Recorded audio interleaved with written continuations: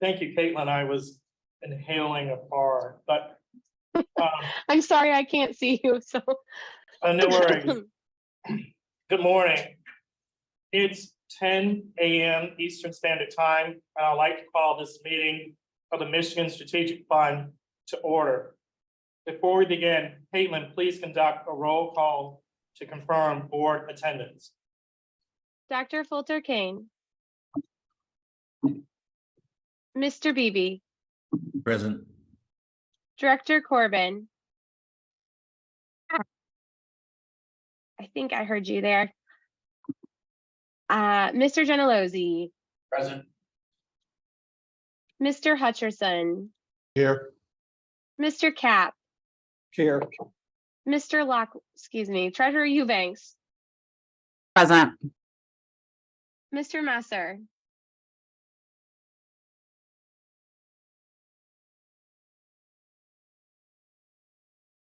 Mr. Rothstein.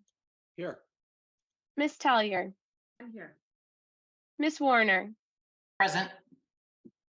I'm going back just to double check. Dr. Fulter Kane, did you join us? All right. That concludes attendance, Quentin.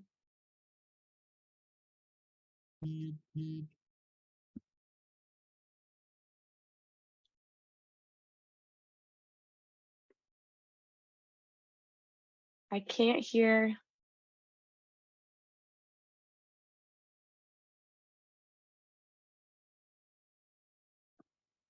Quentin, Lake Michigan Room, I'm having a hard time hearing you.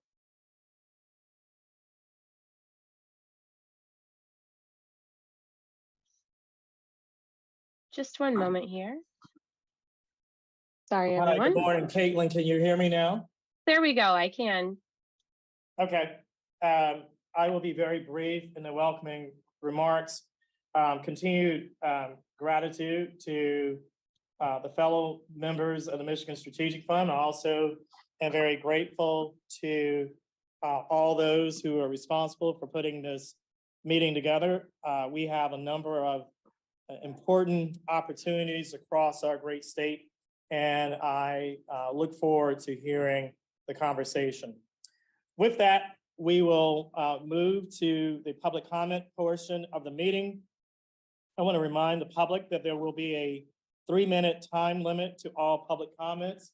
We will gently enforce that, but we will try not to be draconian on that.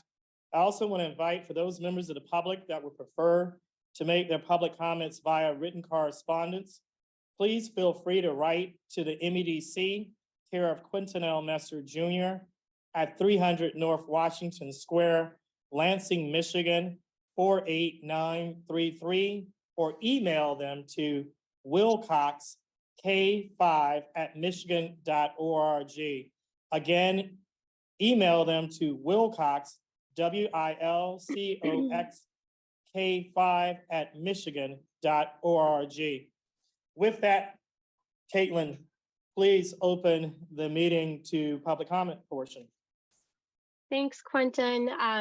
So at this time, those of you who are wishing to make public comment, if you have the meeting pulled up on your computer screen, please press the little microphone icon to unmute yourself. Or if you're dialed in on a phone, you can press *6 to unmute. I am going to go in order of pre-registered public comments. We did receive quite a few. And we also have a guest in the meeting room on site in Lansing as well, wanting to make a public comment. So I will start with Victoria McGuffin. Victoria, go ahead. Caitlin, just want to double check that you can hear me from this microphone. I can, yes. Good morning. My name is Victoria McGuffin, and I've been a resident of Marshall Township since 1985.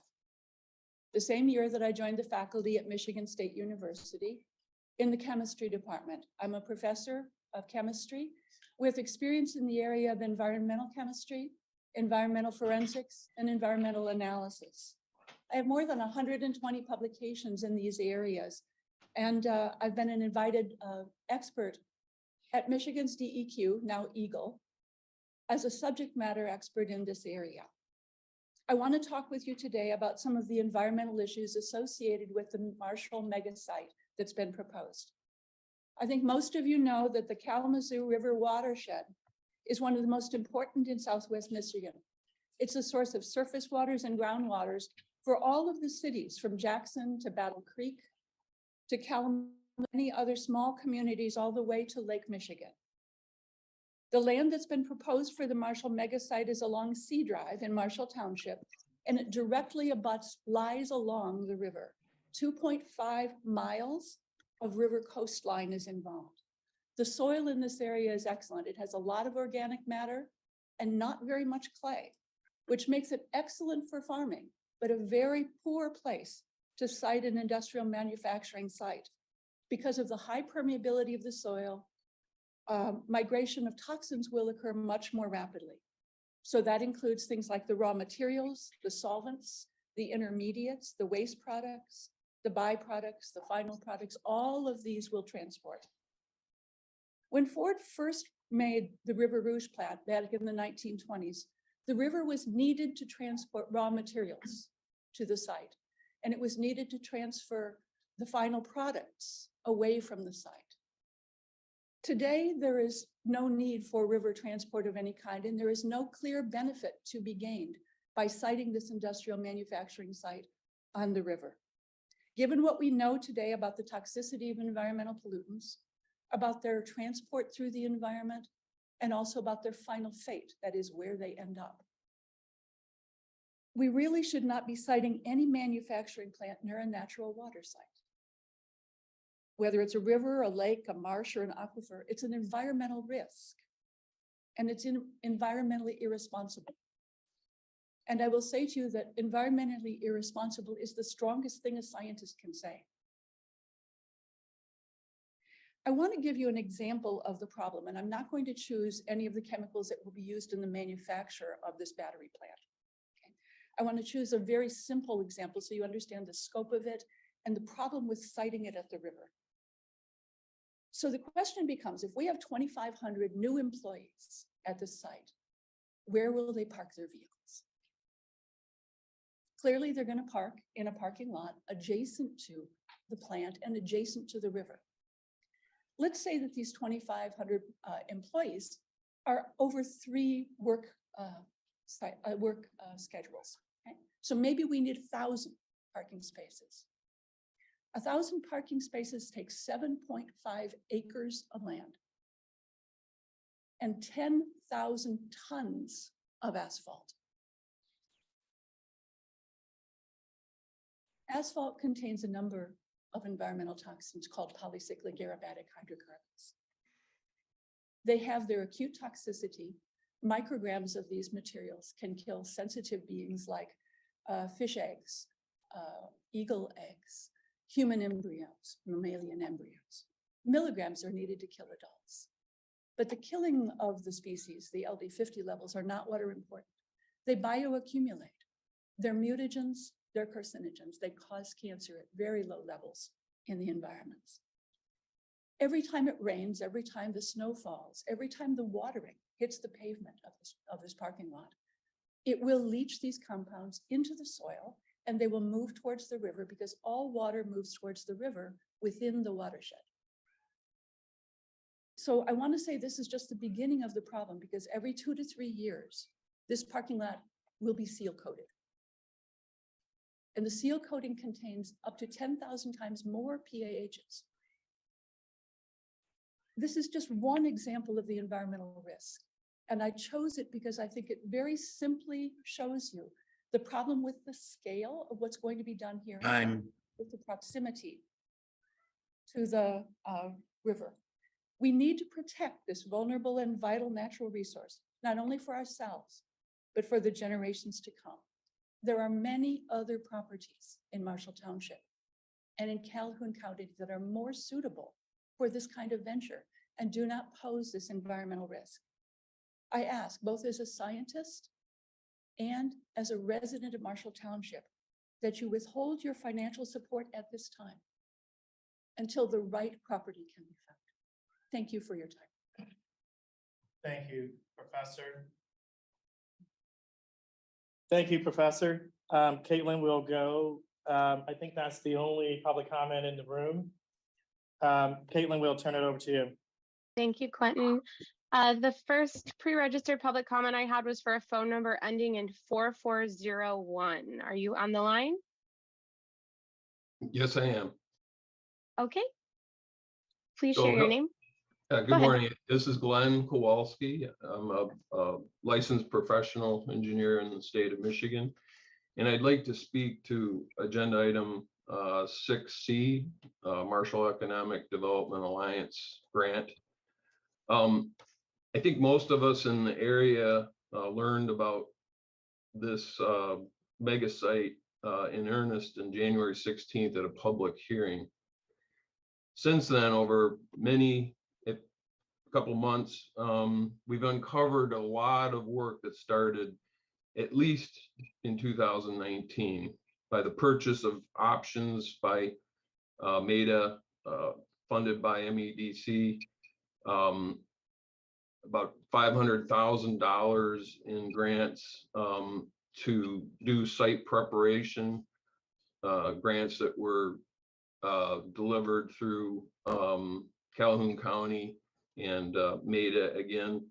One of those reports, and I've had this discussion with Brad Wifferich, who at least responded one time, but hasn't responded since, about the MDOT plan, which looks very detailed. The site planning documents are over 6,000 pages, but yet we keep hearing that there's no information specific to the site.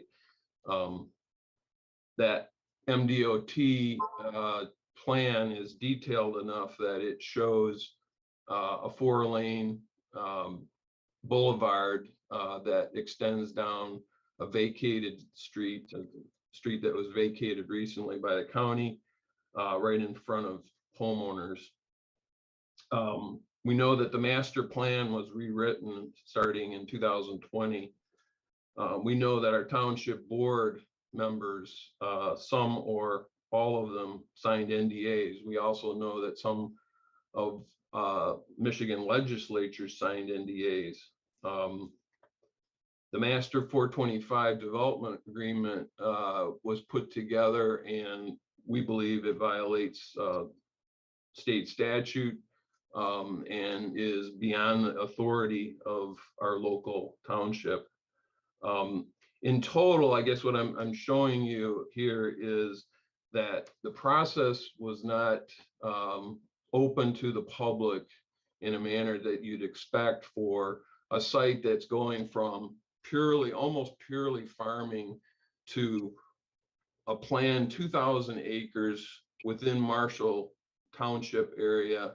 And then if you extend it westward into Emmett Township, it becomes about 3,000 acres. So if you can kind of imagine the size of this industrial site that you're proposing a grant for, you get an idea of why people were shocked on January 16th when this was the first time they heard of it. There should have been a lot of planning and a lot of public comment back in 2019, and instead we wake up one day and we find out that land has already been purchased, planning has already been completed, and we don't have a say so. This, like a previous speaker said, this is excellent farmland. It's, as we speak, being ruined with permits that we can't get copies of. One of the things we've had trouble with is at each level, the FOIA process has failed us. We have to wait at the maximum amount of time. We've had MPDC tell us, it's going to cost you $1,200 to get simple economic records of how much money they've pumped into this site. So I want to kind of close by asking you a question. What if one day you got a letter or an email that said, oh, by the way, everybody around you has sold their property and you're going to have a 4-lane boulevard coming right down your front yard, which used to be a 2-lane road that didn't get used very much. Do you want to sell? Or if you're like one of our veterinarians, you have 20 acres and oh, by the way, all the land around you has been sold and you're the last holdout. How would you feel? Excuse me, sir, I appreciate that. We gave you some grace. Can you summarize in 5 seconds? Yes, Please. so in closing, I would ask you to stop this process. I would ask you to also look at brown sites around the state and Thank you very much, sir. Appreciate it. thank you. Thank you. Next, I have Rebecca Glotfelty, phone number ending in 6460. And Rebecca, I'm so sorry if I did not pronounce that last name correctly. I think I see you here. I am here. Can you hear me? Okay? We can, yes. Okay, good morning. Again, my name is Rebecca Glotfelty. I'm the Executive Director of Real People Media, which operates the Keweenaw Storytelling Center in Calumet, Michigan. And our mission is to help people share their stories through the literary, visual, performing, and media arts. We are a 501c3 nonprofit. Marshall, Michigan, I say proudly, is my hometown. And full disclosure, my family's property is in the Megasite. My elderly parents sold for this project. So I, of course, knew about the project. And when I started talking to friends of mine in town, they knew nothing about it. They hadn't heard of it. They would say, "What are you talking about?" They asked me to help share their story, and that's what I've been doing. I've interviewed countless numbers of people in Marshall Township about this over the course of the last couple months. The process has not been transparent, to say the least. People were blindsided by this. This, as you know, is some of the best farmland in Calhoun County as advertised on the Marshall Township website. This is not the place for a big industrial park. I moved to Calumet, Michigan. I have a job here in Calumet, Michigan, but I had considered moving back to my hometown after being away for 20 years. And I had the fortune of living in Charlevoix, outside Charlevoix, Michigan. And I couldn't give up the opportunity to be within 5 minutes of a state park recreational area. I thought about returning to my hometown. I go where I think people need me. And I thought Marshall, this small, quaint, historic town, was doing pretty good for itself. Little did I know that there was a plan in the works to make it a mega industrial factory town. The reason I didn't move back to Marshall was exactly because of what they don't have. They don't have a state park recreational area in Calhoun County. The nearest one is in Kalamazoo County. I love being in nature. I love being outside. And I know other people, especially people with means, with wealth, love being there too. Marshall's a small, quaint farming community, historic Marshall. We've cultivated this brand for nearly 75 years. People know it. If you say Marshall, they can tell you Schuler's, they can tell you the Honolulu House, they can tell you all of these gems that we have. We have the largest landmark historic district, small urban category in the United States. It's a distinction that we alone have. We're not an industrial town, and you've been misled. You've been misled if you believe the residents in Marshall and Marshall Township want this to be an industrial town. There's an online petition, it has 3,600 names on it. Most of them are local. We have a website that the community has started called MichiganMegasite.com. It has testimony from hundreds of people now. There's a Excuse Facebook. me, ma'am, we've given you grace to go over, but can you sum it up in 5 seconds, please? Oh, yes. We want a state park recreational area. It's a better economic in this location, 2 miles from city center. Okay, thank you It's a so better much, lo- ma'am. You've already gone well over the allotted time, so we appreciate that. Thank you so much for your comments. Thank you. Thank you. And next I have Dixie Pardo, phone number ending in 5628. Dixie, are you on the line?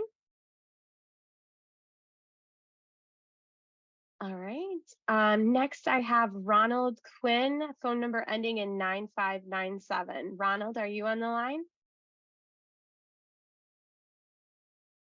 All right. I also have a phone number ending in 2158. Is that person on the line?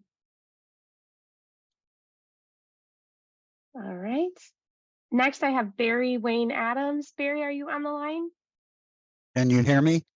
Hello? I can, yes. Go ahead. Okay, thank you. Mm-hmm.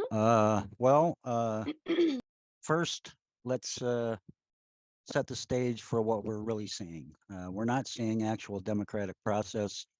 We are seeing the operations of corporate fascism, which try to simulate the operations of democratic process. But what we really have now is a government that is for the corporation, by the corporation, and of the corporation. This is the great evil of the world right now, where the considerations of the possible gain of money become able to eclipse the most fundamental and basic requirements of human existence.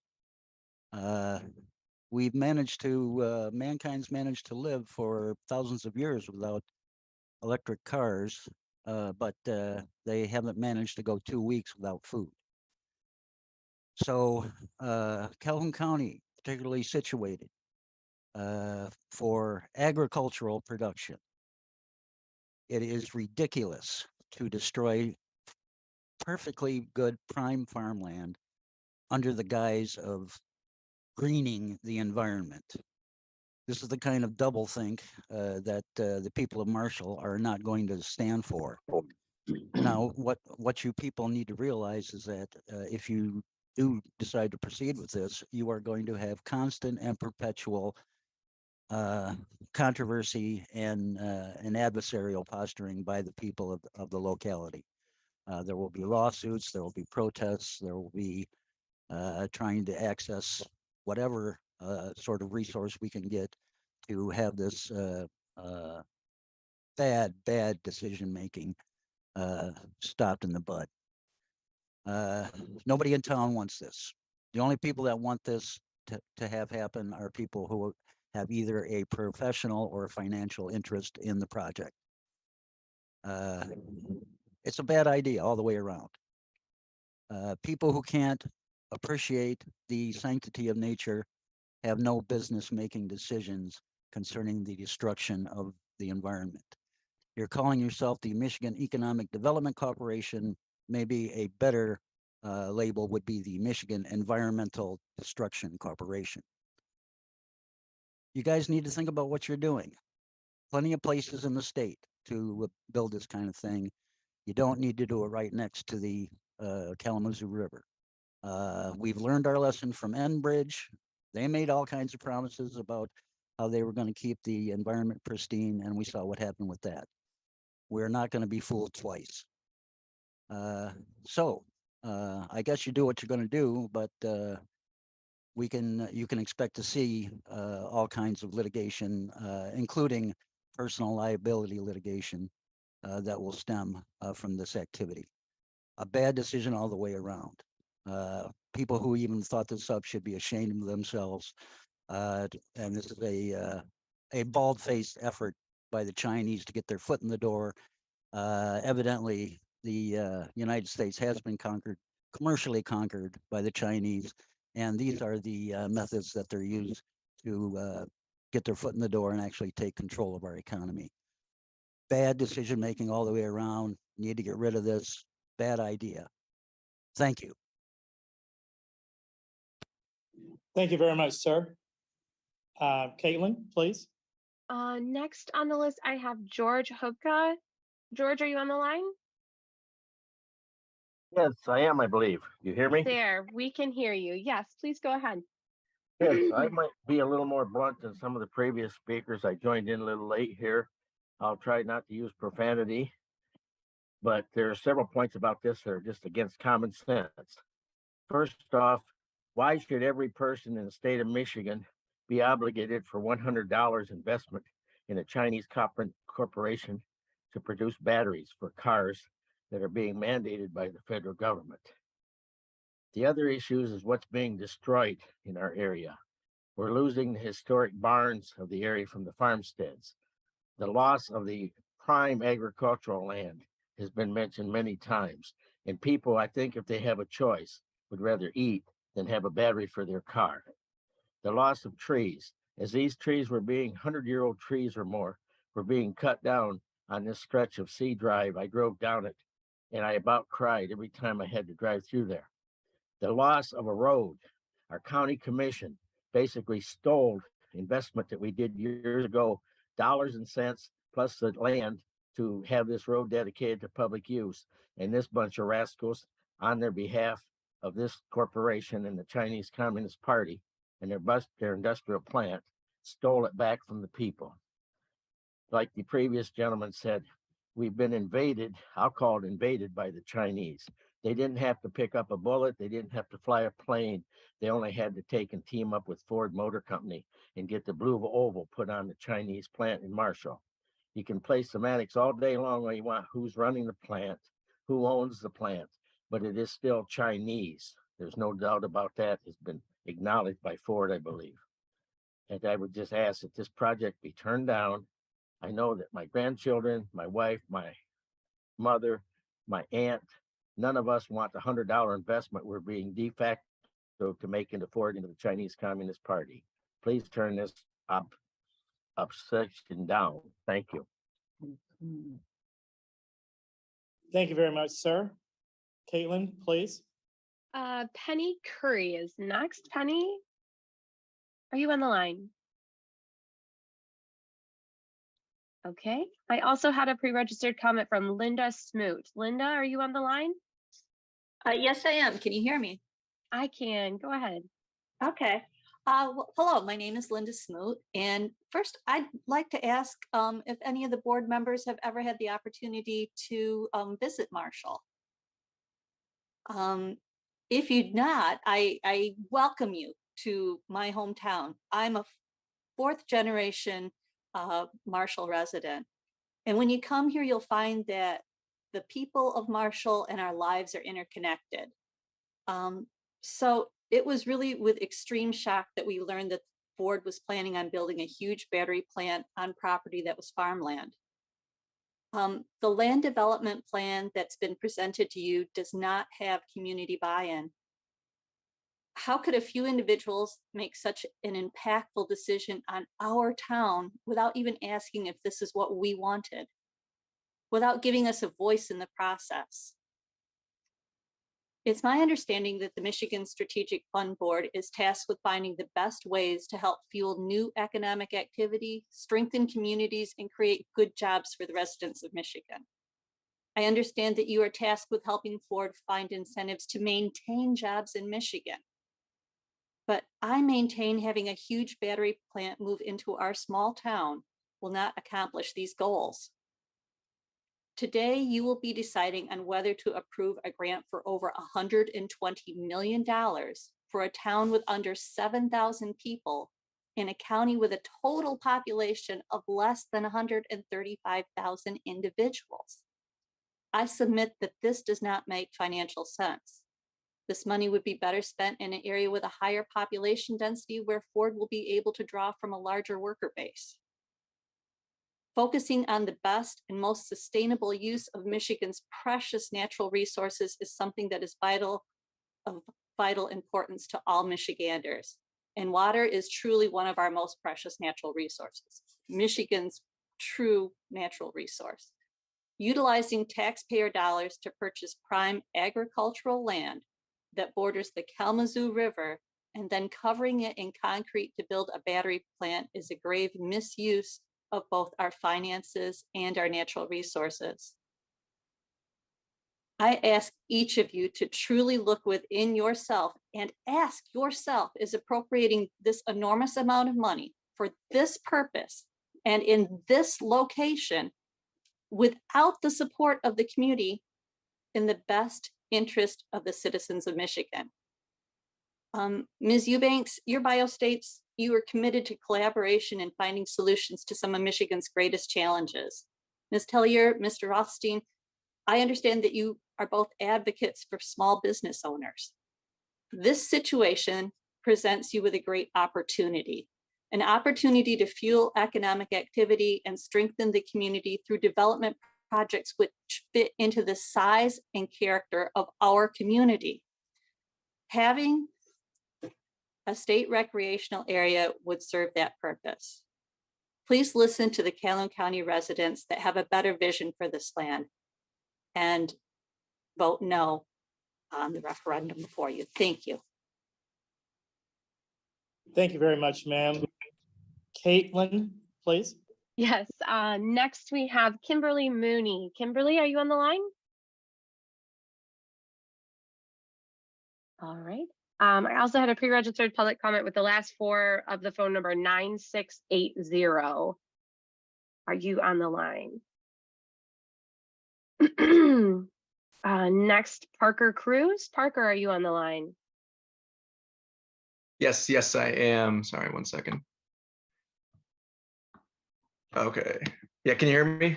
We can. Go ahead with your comment. Okay, great. Thank you. Good morning, board members and community members. Thank you for the time to express my opinions on this. I'm here to discuss the Michigan Megasite and Ford Blue Oval Battery Park. I was born and raised in Marshall, Michigan, but currently reside in San Diego with plans on moving back to Michigan at the end of this year. I'm an active duty Navy lieutenant, and I must say my opinions are my own and not reflective of the Department of Defense or their policies. I want to express my concerns for the health of the community if this project is funded. The size of the industrial area will overshadow the city of Marshall. The lack of transparency for community members has built distrust between local government and local organizations. The direct conflict of interest of some of the MIATA board members that are facilitating this land acquisition, and the fact that the president of MIATA is not even a Marshall resident.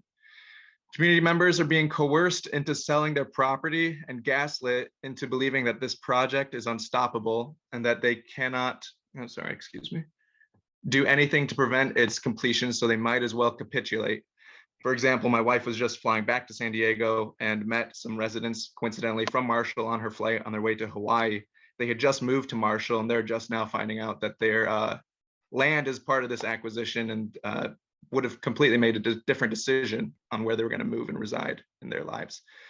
MIATA and our own county commissioners cite the life-changing offers that landowners have received for their property. That's good for them, and I can respect that those residents have been doing what is right for them and their families during this extremely difficult time in our economy, coming out of COVID, et cetera.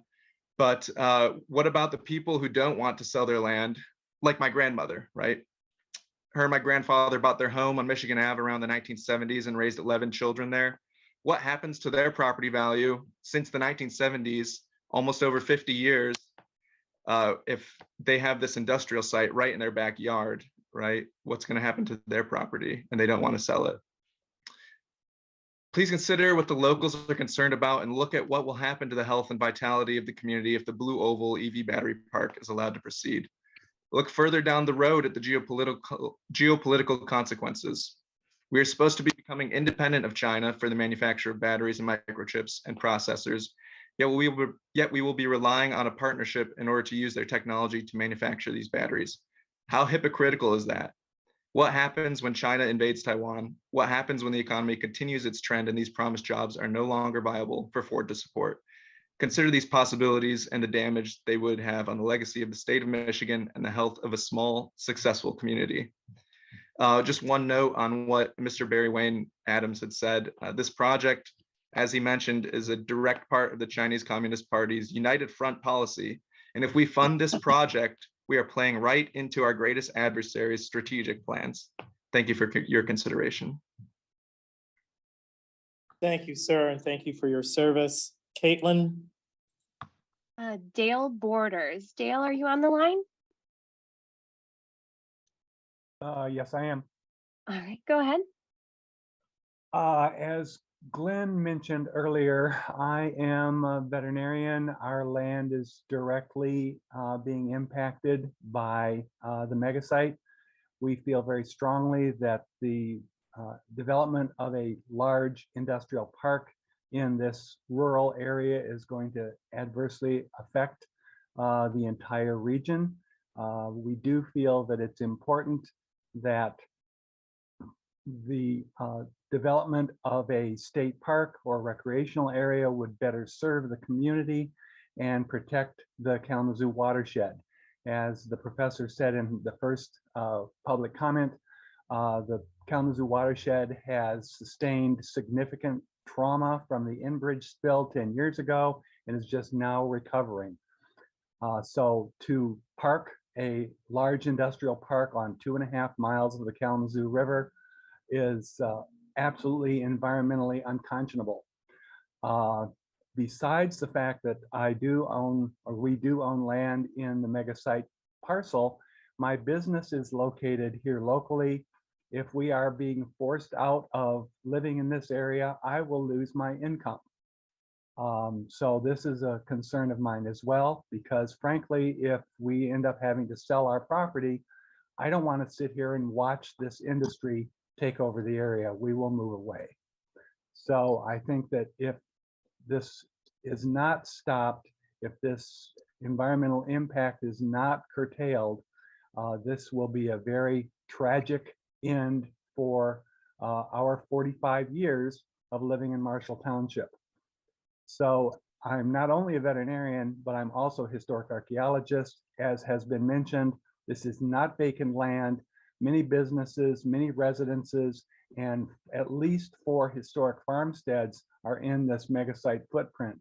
The plan is to absolutely demolish these farms, and they will be gone, something that is very important to remembering our agricultural history. So we need to save this from the Megasite and potentially turn it into a state recreational area. That's all I have to say. Thank you. Thank you, sir. Caitlin, please. The last pre-registered comment I have is for Joshua Withy. Joshua, are you on the line? Hi, yes, I am. Good morning. Go ahead. Okay, so I also would like to talk about the grant money going to the Marshall Area Economic Development Alliance. And I would like to repeat a concern about people of Calhoun County and of Michigan being kept in the dark about the intentions for this land. And people deserve transparency on this, especially the people local to it. And many people are, including myself, are fully against giving these dollars to MEDA because they have acted unethically as Marshall Township leaders and City of Marshall leaders have not been transparent about their personal stakes in the proposed Megasite. Property owners have been coerced into giving up their land, and there has simply not been sufficient public notice of their intentions with the proposed Megasite.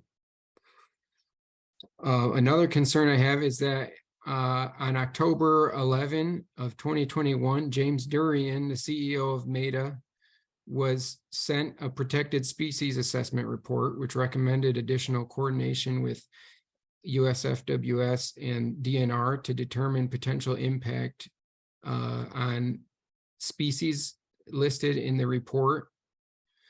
And records of this kind of communication have been requested, but James Durian has not performed his due diligence in following up with recommendations made in the assessment.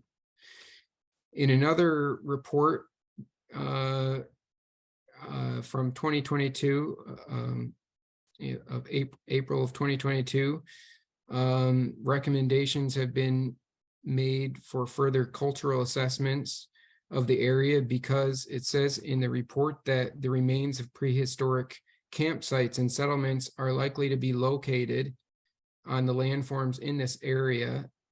And furthermore, because of the fact that this is primarily farmland, a lot of these burials, potential burials and prehistoric campsites, which are very likely to be there, are still intact beneath the plow zone, because the farmland activity generally impacts only the top 12 inches of the soil. There's more in those reports talking about there being historic age dwellings and other buildings along the county roads within that site. And these resources are present on early 20th century topographic maps, and that there are still intact below ground features with research potential in this area. Things like cisterns, cellars, family burial plots. So there's a lot here where due diligence is not being taken by James Durian and Maida. And to have this be pushed forward and have the money go to Maida for these purposes, when that's not happening, would be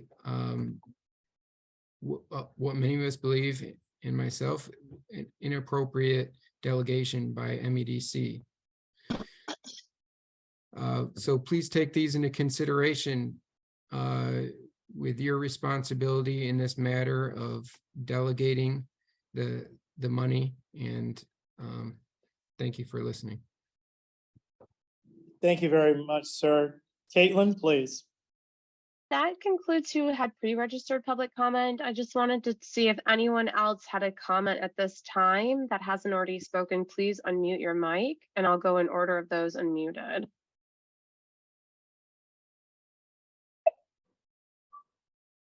Okay, I see Robert Weiss. Yeah, can you hear me? Yes, go ahead, Robert. Hi, good morning. I would also like to voice my concerns for the Marshall Megasite as it is proposed currently. I don't have any prepared comments per se, but clearly I'm on this meeting because I have a stake interest in this town and what I now call my hometown. I'm from Flint originally, and I left there after having grown up there and lived there my entire life. I'm sorry. Go ahead and continue, Robert. Someone was unmuted. Sorry about that. Okay, thank you. I left Flint, Michigan, not because I hated it there, but because it was so busy. Because it was, having lived there for the first part of my life, it grew on me that the city had been run down, and GM having pulled out, there was just so much blight. And I just want to voice that I have firsthand experience of seeing brown sites and blighted properties and things of that nature, where I feel would be a much better choice for such a mega site. In fact, I just looked up vacant property in Flint, Michigan, and one of the things that came up was Chevy in the Hole. I went to Kettering University, which sits right there next to Chevy in the Hole, and they've done such a wonderful job of reutilizing that property that was once contaminated old land. And I think that is just a trademark example of how these lands can be used again and again, instead of tearing up green space and farmland and developing lands that otherwise didn't need to be developed in the first place for such a project. And just a final note on having moved to Marshall. My fiance and I we're actually in our second house here in Marshall now because we love the area so much, and it absolutely breaks my heart to see something that could change the face of this town forever. We moved here because it was small. We moved here because we love being able to know our neighbors and know business owners downtown and walk into a place and them know you by name. And the potential to lose that absolutely breaks my heart. So I just ask that you please take our local, us locals into consideration when you think about giving this money to this Megasite project. So thank you. I appreciate your time. Thank you, sir. Caitlin, please. Thanks. I see Tim Boyko as well. Tim? Yes, Go ahead. hi. Am I live? Can you hear me? We can, yes. Okay, great. We've had some very eloquent comments about the science and the community. I want to address the future. I've seen this before. I've seen this play out. When the tax credits drive business decisions, we often end up with a rush to develop, and we decide in haste, and we repent in leisure. And I think that's what we're setting ourselves up for. Throughout the country, you're probably aware that the big players are currently investing over $600 billion in new battery plants. And it's not necessarily because it makes good business sense, it's because there's a potential of $200 billion in tax credits. And because I can see the future, my prediction is that very soon, once these plants are online, you'll see an oversupply. And when that oversupply takes place, prices drop. I mean, it's just simple economics. And they will drop possibly below what Ford's costs are. And then you will begin what I refer to as a wind down period for this plant. I've seen it before in other plants. And slowly Ford, just because of the market forces, will begin to switch to other suppliers that sell for less. Ford's accounting department will dictate the number of months left before the plant is mothballed and weeds start to sprouting in the empty employee parking lots that was once the most fertile soil in Southwest Michigan. I urge you to not fund this project. Thank you. Thank you, sir. Tim, I Caitlin? also see a phone number ending in 2018. Good morning. Can you Hello hear there. me? Yes, we can. Please go ahead. Good morning. My name is Julie Bryant. I live in Marshall Township in an area called Squaw Creek. I am opposed to the appropriation of money. MEDA is that they're considering giving to MEDA for the Blue Oval Ford CCP battery park. It's not a good fit for our community.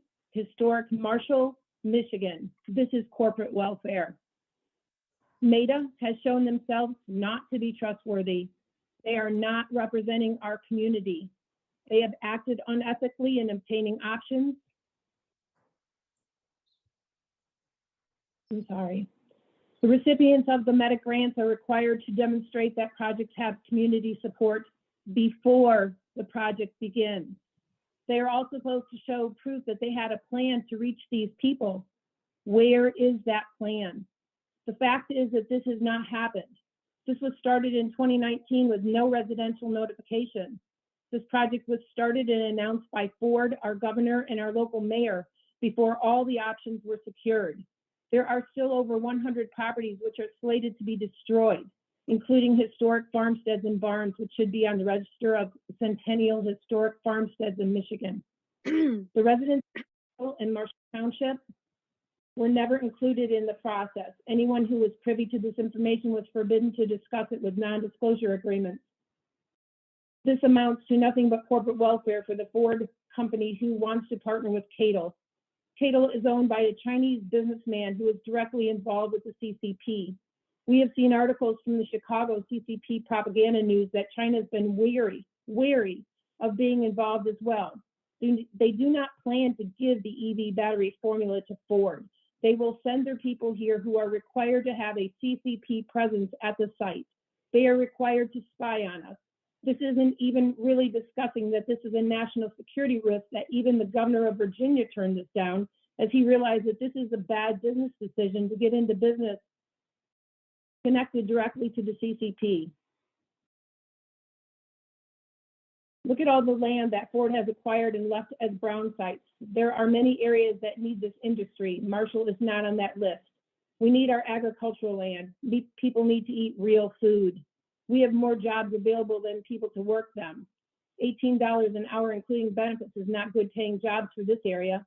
We have seen ads on Indeed already looking for Chinese-speaking nannies in Marshall, which pay $25 to $30 an hour. So how much will the new Chinese technical consultants be slated to make? All of this sums up to one point. We do not want this in our community. We were not asked, we were not consulted, and now they are telling us this is a done deal. They have started destroying the land and the trees on C Drive already. One company out of Niles, Michigan was so excited that they had been able to afford a new piece of equipment from this being hired for this job that they just acquired, that they could turn all of the fence rows into mulch in about 5 minutes. And they made a video and used the tune, "Taking Care of Business," and posted it to Facebook.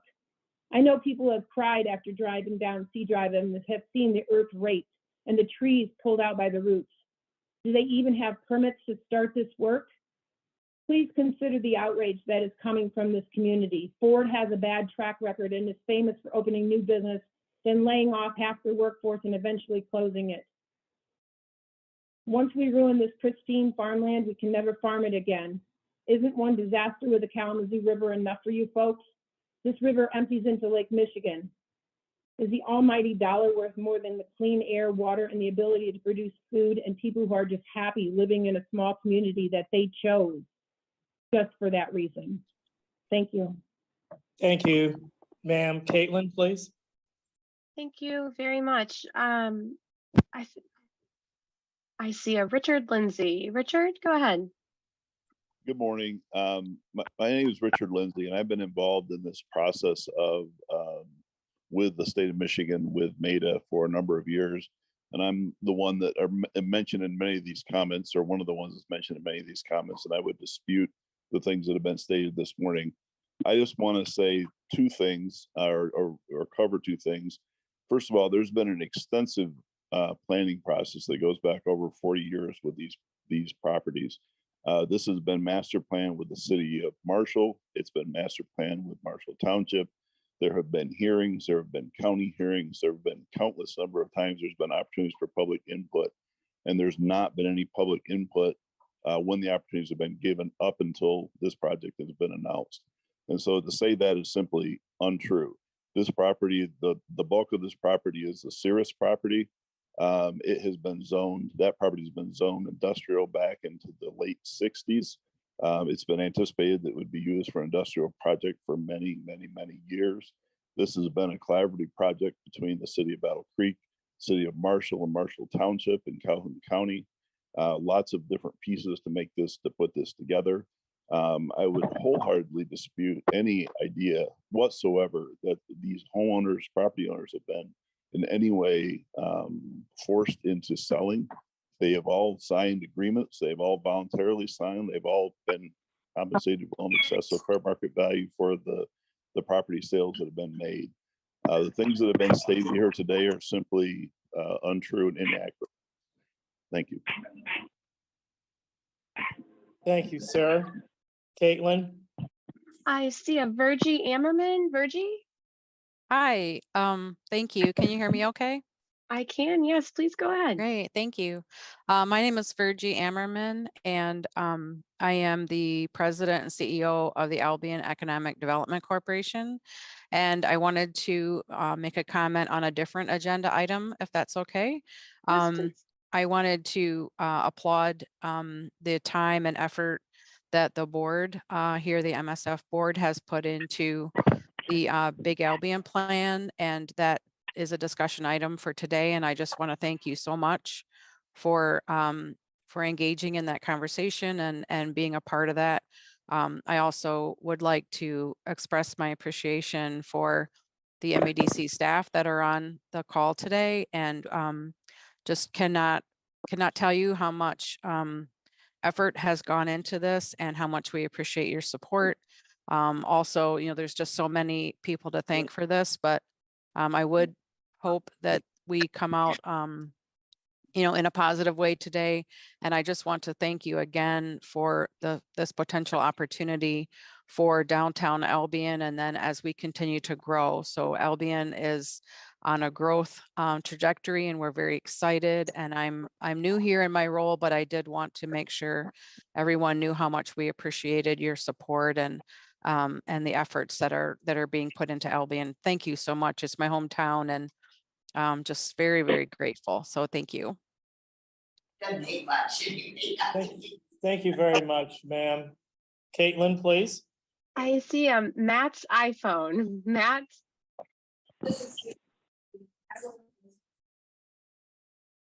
Did you have a public comment? Yeah, oh, I'm sorry. No, I didn't at this point. I must have made an error. I apologize. Thank you. It's okay. Quentin, I do not see any others unmuted. That concludes public comment.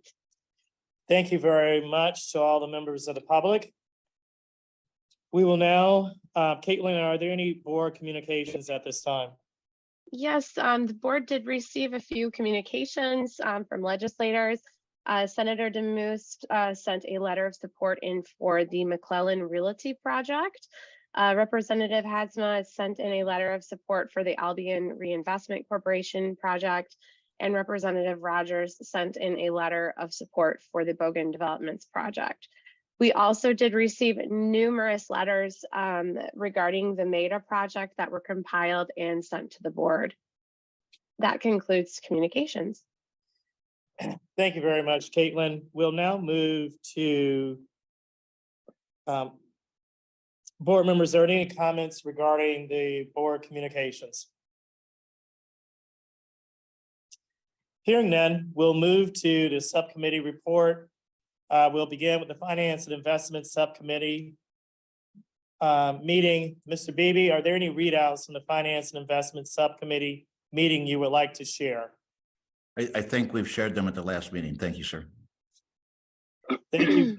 Thank you, sir. We'll now go to the Policy and Planning Subcommittee. Ms. Warner, are there any readouts from the Policy and Planning Subcommittee meeting you would like to share? Only that we did get a great briefing from Fred on some of the entrepreneurial investment, where some of the funds are coming from.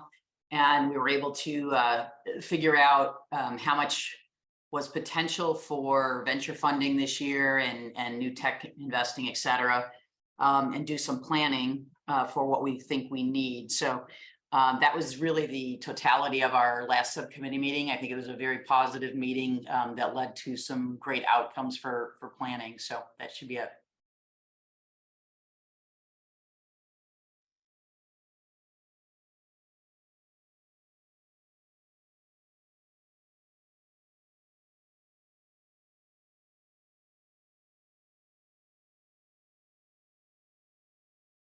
Quentin, we lost audio.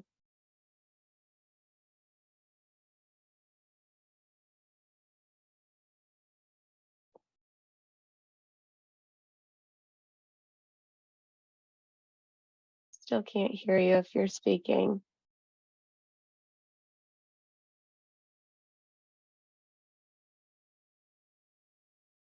Well, just a moment. It appears the audio isn't working in Lake Michigan. Sorry, everyone.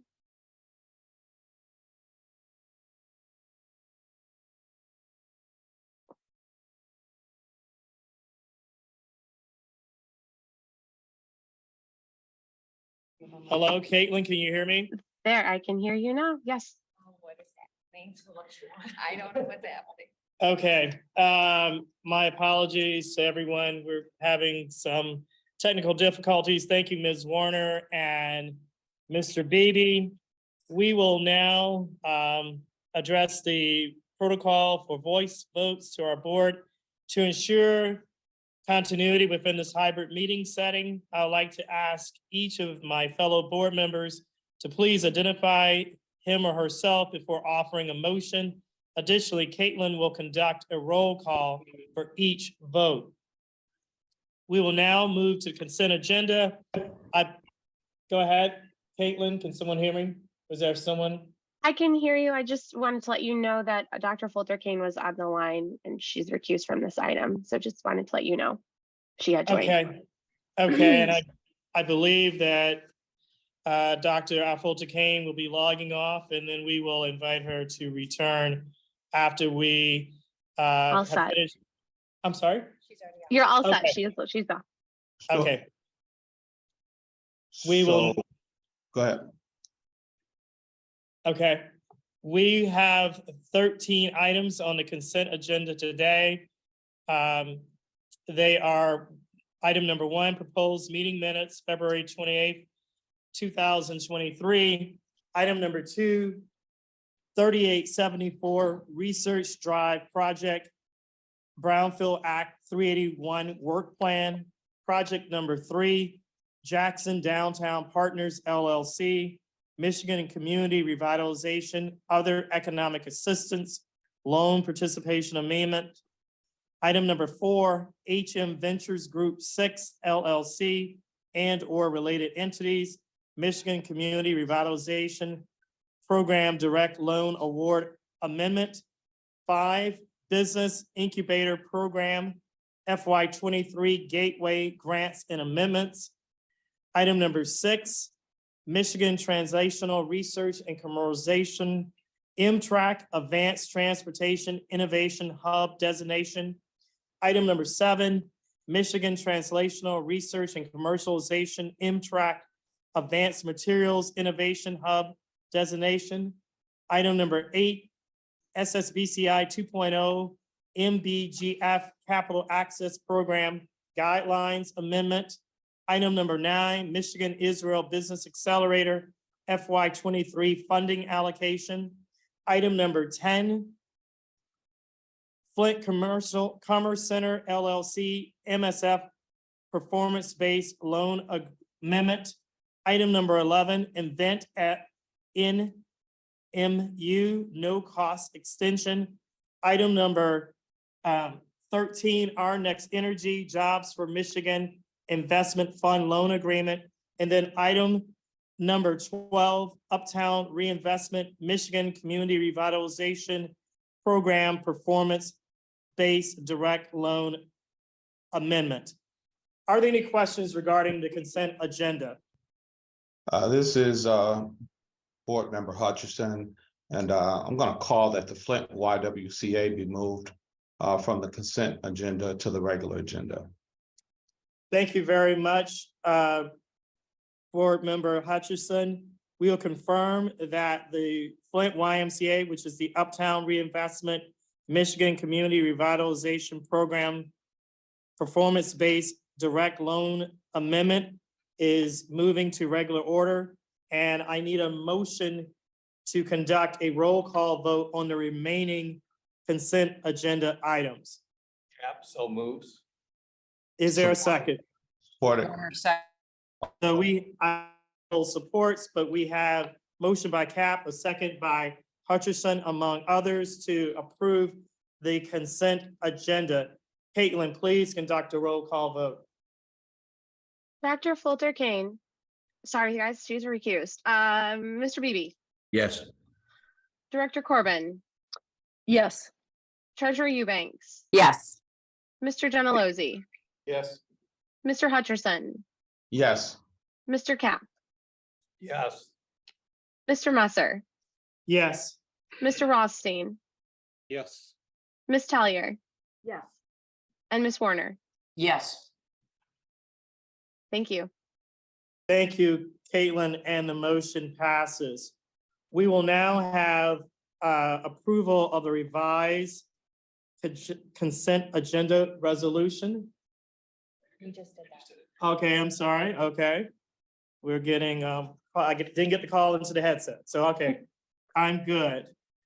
If I'm going to ask, because we have a project that has a bit of time sensitivity, I'm going to ask you to turn to the ADK opportunity that is on page 203 in your documents.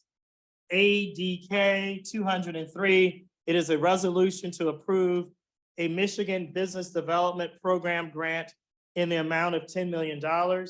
I'm now going to welcome my colleague, Matt Chasness, Senior Business Development Project Manager, to present on a resolution to approve a Michigan Business Development Program grant for ADK LLC. Take it away, Matt.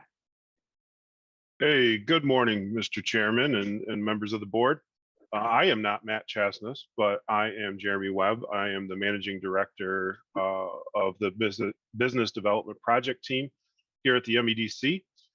With me here today, I have Joe D'Amato, who is the EVP and General Manager of Indie Systems Solutions Business Unit. Joined also by Sean DeGarmo, who is the Senior Director of Tax and Treasury for the company. It's an honor to be here today and be a part of this exciting and critical project that supports Michigan's charge to lead the mobility solutions space.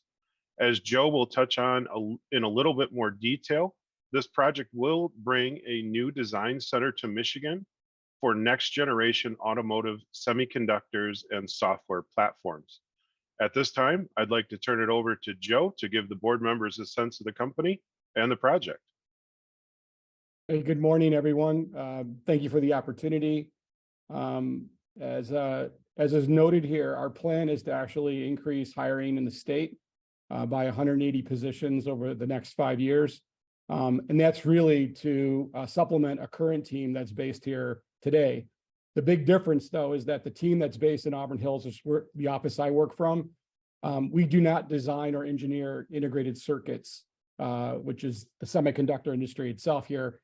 We actually support our automotive customers, the tier suppliers, as well the OEMs, and actually applying and using our components in their electronic designs. We appreciate the engagement and collaboration from the MEDC since we started our search process for this expansion in the US last summer. I appreciate the opportunity to take a few minutes to talk about our project. So the specific goals are to, one, expand our IC design engineering in the US.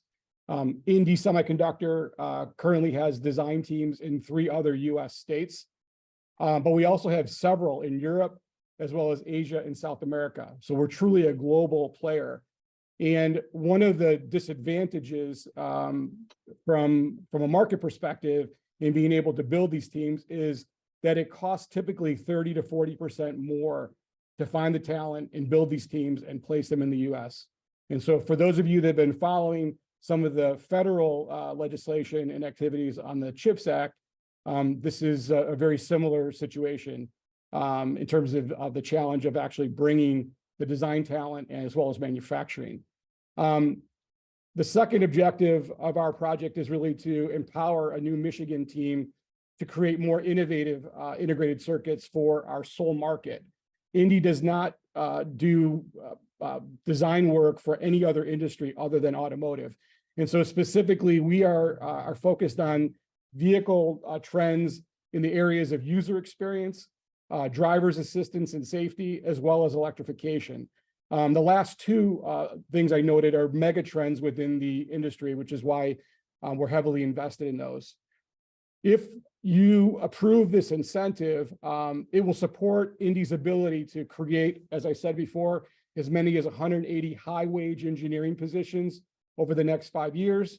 Most of these positions require an undergraduate degree in either electrical or computer engineering. Many will require postgraduate degrees in microelectronics.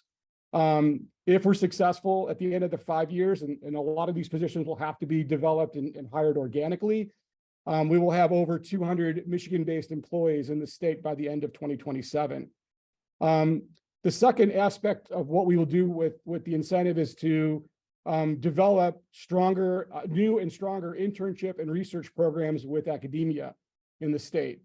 We've already have an understanding with the University of Michigan in Ann Arbor, but we envision other direct relationships as well. And as I just noted, trying to find these types of positions in the Midwest, let alone Michigan, is really difficult.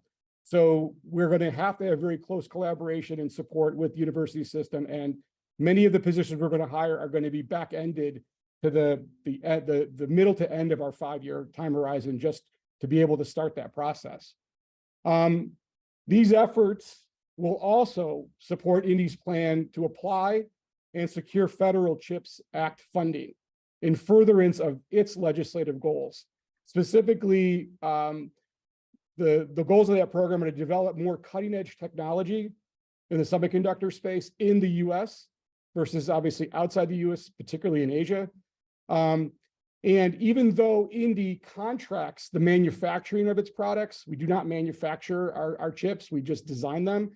Our efforts will, enable the potential for more manufacturing opportunities to be brought to the US, as opposed to where these efforts are taking place today, which is largely outside the US in Europe and Asia. So again, on behalf of Indy's leadership, we look forward to moving forward and creating what should be the first semiconductor design team in Michigan. We're not aware of any other company that's made this type of commitment to the state. And Sean and I are happy to answer any questions you might have. Perfect. Thank you, Joe. So today's request is to approve a $10 million Michigan Business Development Program performance-based grant. And that is a critical step in the future of mobility solutions in Michigan, bringing the first semiconductor firm to create and expand an integrated circuit design team here in the state. As Joe mentioned, the project will create 180 new high-paying jobs and require a capital investment of $12.5 million in Auburn Hills. The next 10 years will be a landmark decade for mobility electronic vehicles, or electric vehicles rather. As part of this, software is anticipated to be a significant portion of the value of a vehicle in the same amount of time. Additionally, the shift toward autonomous and electric vehicles is driving a new era of mobility that we believe will belong to the state that prepares for it best. This company and project is a great example of an opportunity for Michigan to prepare for the rapidly changing automotive market and ensure we maintain our global competitiveness while driving investment and job growth near term. As the automotive and mobility industry continues to transition to electric, connected, and autonomous vehicles, it's critical for Michigan to attract and retain suppliers that can support each step in the value chain to ensure we maintain our position as the go-to state for new and existing manufacturers. A chip design company is a critical piece of the value chain of EVs and automotive, and a piece of the supply chain that Michigan currently struggles to support. We greatly appreciate your time today and happy to answer any questions you may have. It's Charlie Rothstein, Jeremy. Hey, Charlie. How are you? Thanks for the presentation and the work on the project. So these jobs that are going to be created with the grant money, is there a duration or a promise that they'll stay in Michigan for a certain amount of time? Yes. So the term of the agreement will be through the end of August of 2028. So any jobs created and incentivized would need to be maintained through that term of the agreement.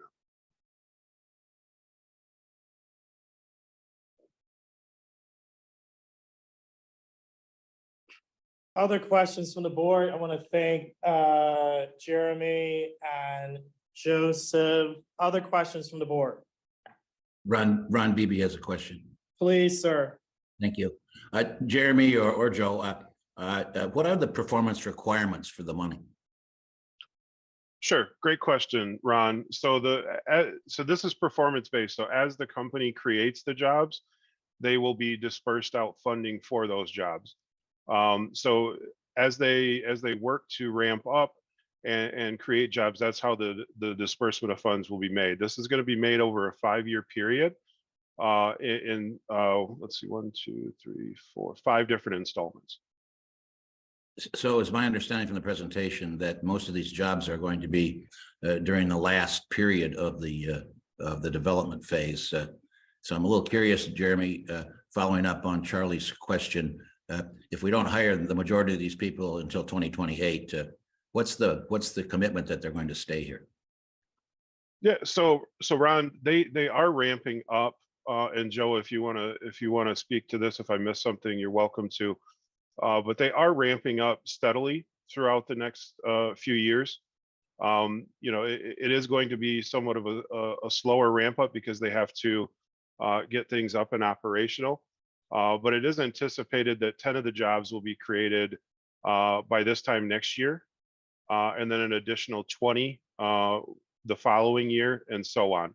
So the bulk of these jobs are going to be created over the next 3 to 4 years, but ultimately they anticipate making the commitment to have all of the jobs created by February of 28, and then maintaining through the end of August.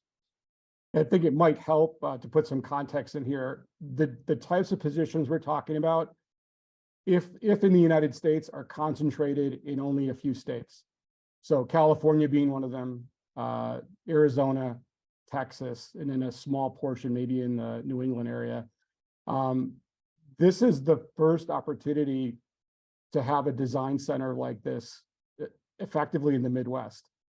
So we view this as an opportunity to establish, sort of a destination, if you will, for anyone that wants to be in this industry, do this type of work, and live where they want to live.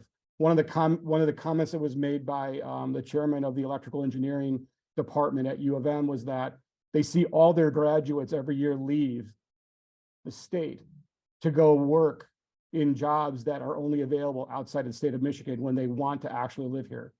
We believe that once we create these positions, that there's going to be an enormous amount of synergy and cause people to want to stay here and do this work here with us. Thank you, Joe. Our concern is not the support of this. I think it's a great deal. I just like to think that after we've spent $10 million, that we're going to have some longevity to it. Would your firm be willing to commit to the number of jobs beyond 2028?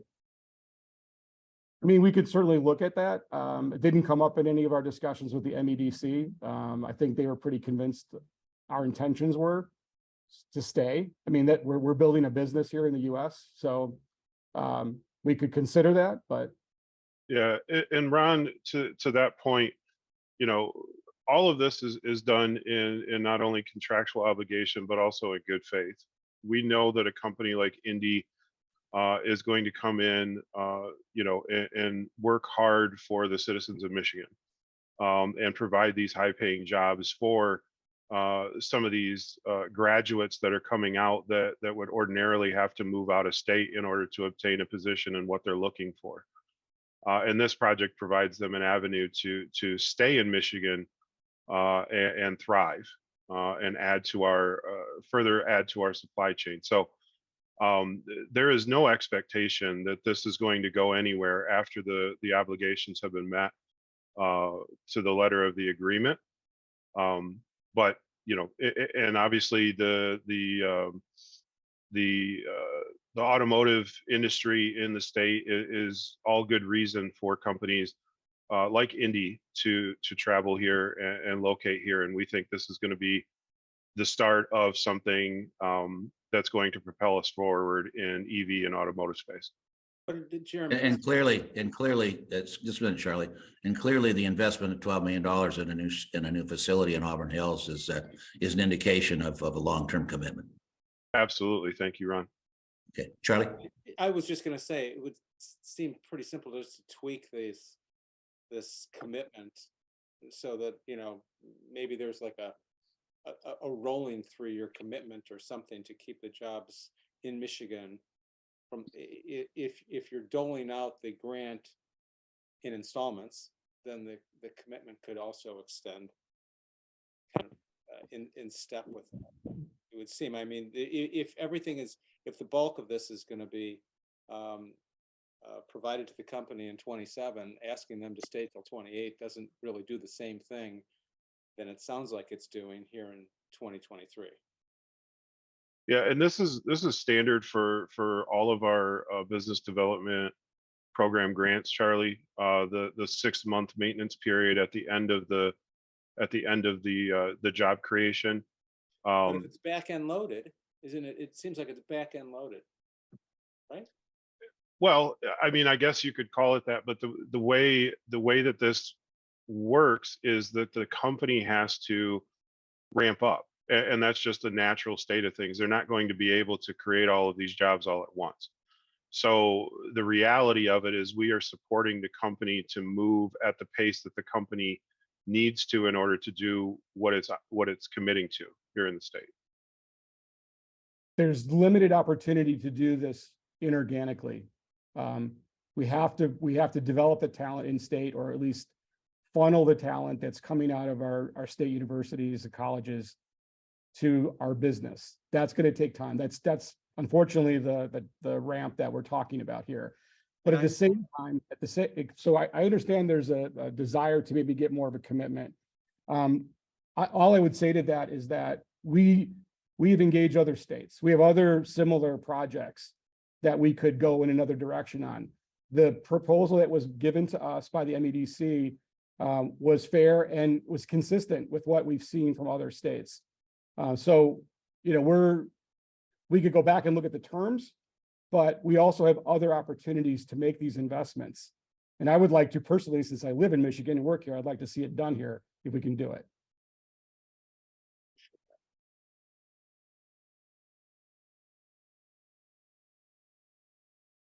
Okay, our board members, are there any other questions? Mr. Chairman, Ron Beebe. Yes, sir, please. I move adoption. Support by Messer. We have motion by Beebe, motion by Beebe, second by Messer to approve the Michigan Business Development Program grant request. Caitlin, please conduct a roll call vote. Dr. Folter Kane, I'm here. Somehow I muted myself. I'm sorry, could you repeat your vote? Yes. Thank you. Mr. Beebe. Mr. Beebe votes yes and welcomes Dr. F. Holder Kane from the island of Man. Director you, Corbin. Yes. Treasurer Eubanks. Yes. Mr. Gentilozzi. Yes. Mr. Hutcherson. Yes. Mr. Cap. Yes. Mr. Messer. Yes. Mr. Rothstein. Yes. Ms. Tellier. Yes. Ms. Warner. Yes. Thank you, everyone. Thank you, Caitlin. The motion passes and the recommendation is adopted. Joe and the entire team at Indy Semiconductor really welcome this opportunity, and we look forward to hearing future progress. Thank you very much. We're very excited. And again, thank you for all your personal support in getting us through the process. No worries. Board members, I am going to beg your indulgence and also go out of order on page 6. It is item 2 on page 208. We're going to the Marshall Area Economic Development Alliance, MEDA. That is the resolution to approve a strategic site readiness program performance-based grant in the amount of $120.3 million for site readiness activities to support land acquisition and site and infrastructure development activities. We will now hear from Terry Fitzpatrick, Executive Vice President, Chief Real Estate and Global Attraction Officer here at the MEDC regarding this resolution. Terry, please take it away.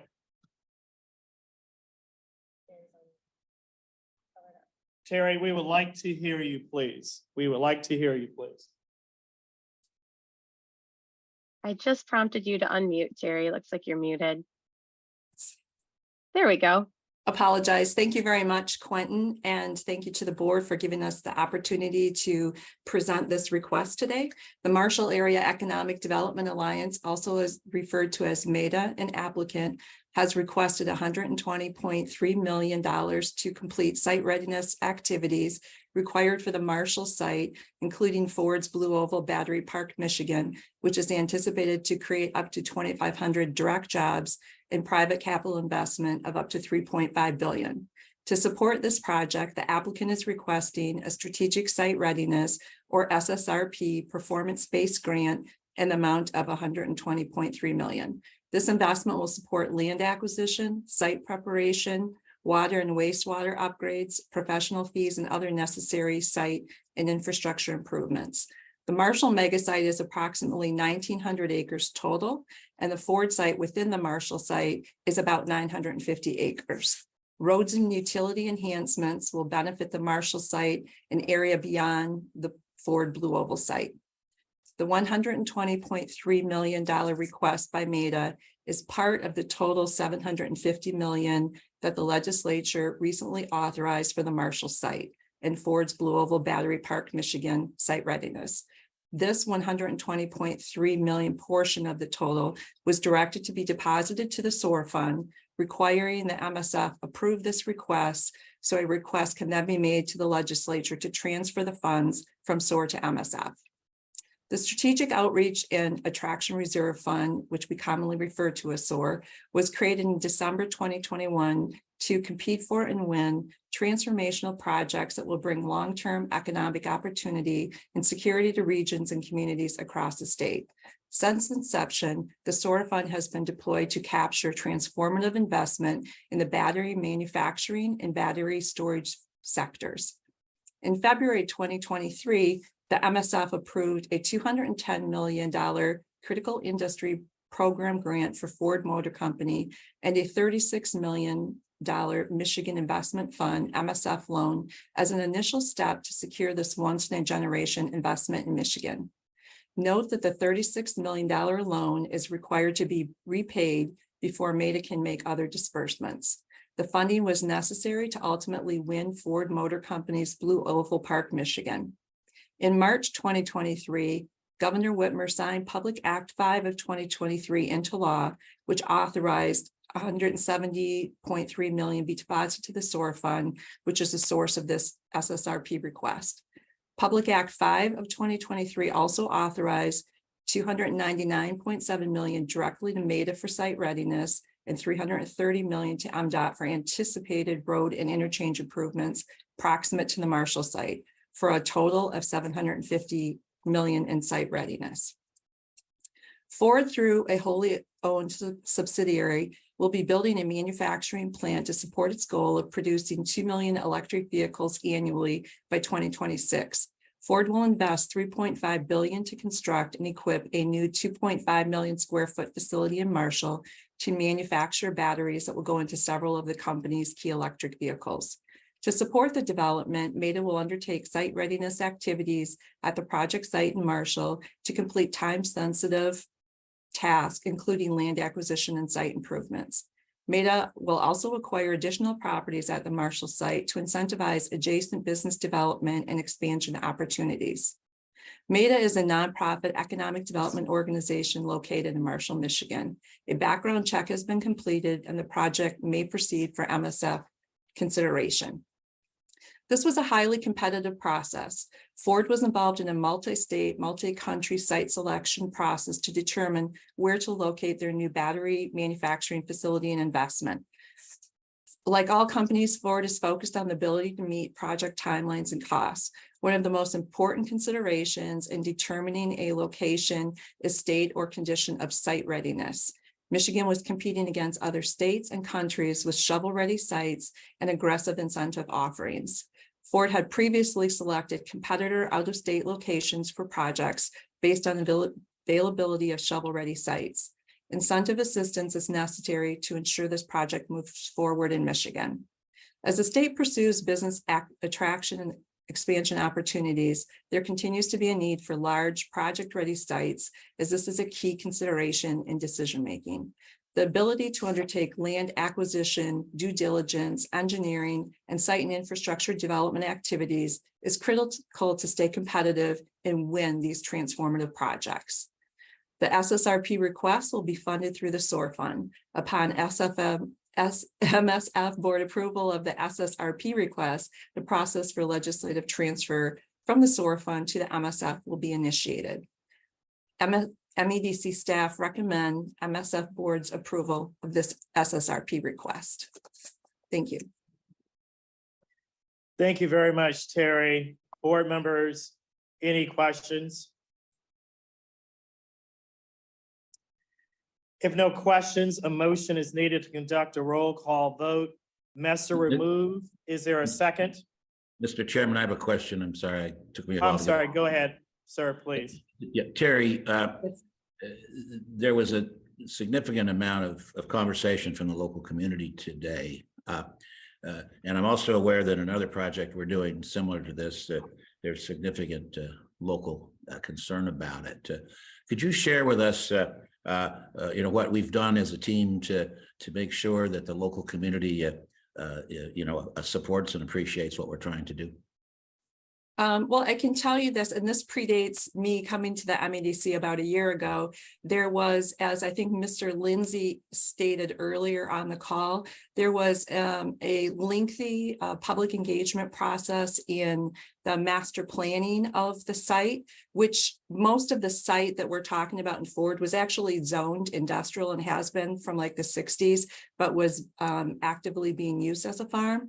And so there was that process of going through the master planning that was necessary, that preceded the rezoning.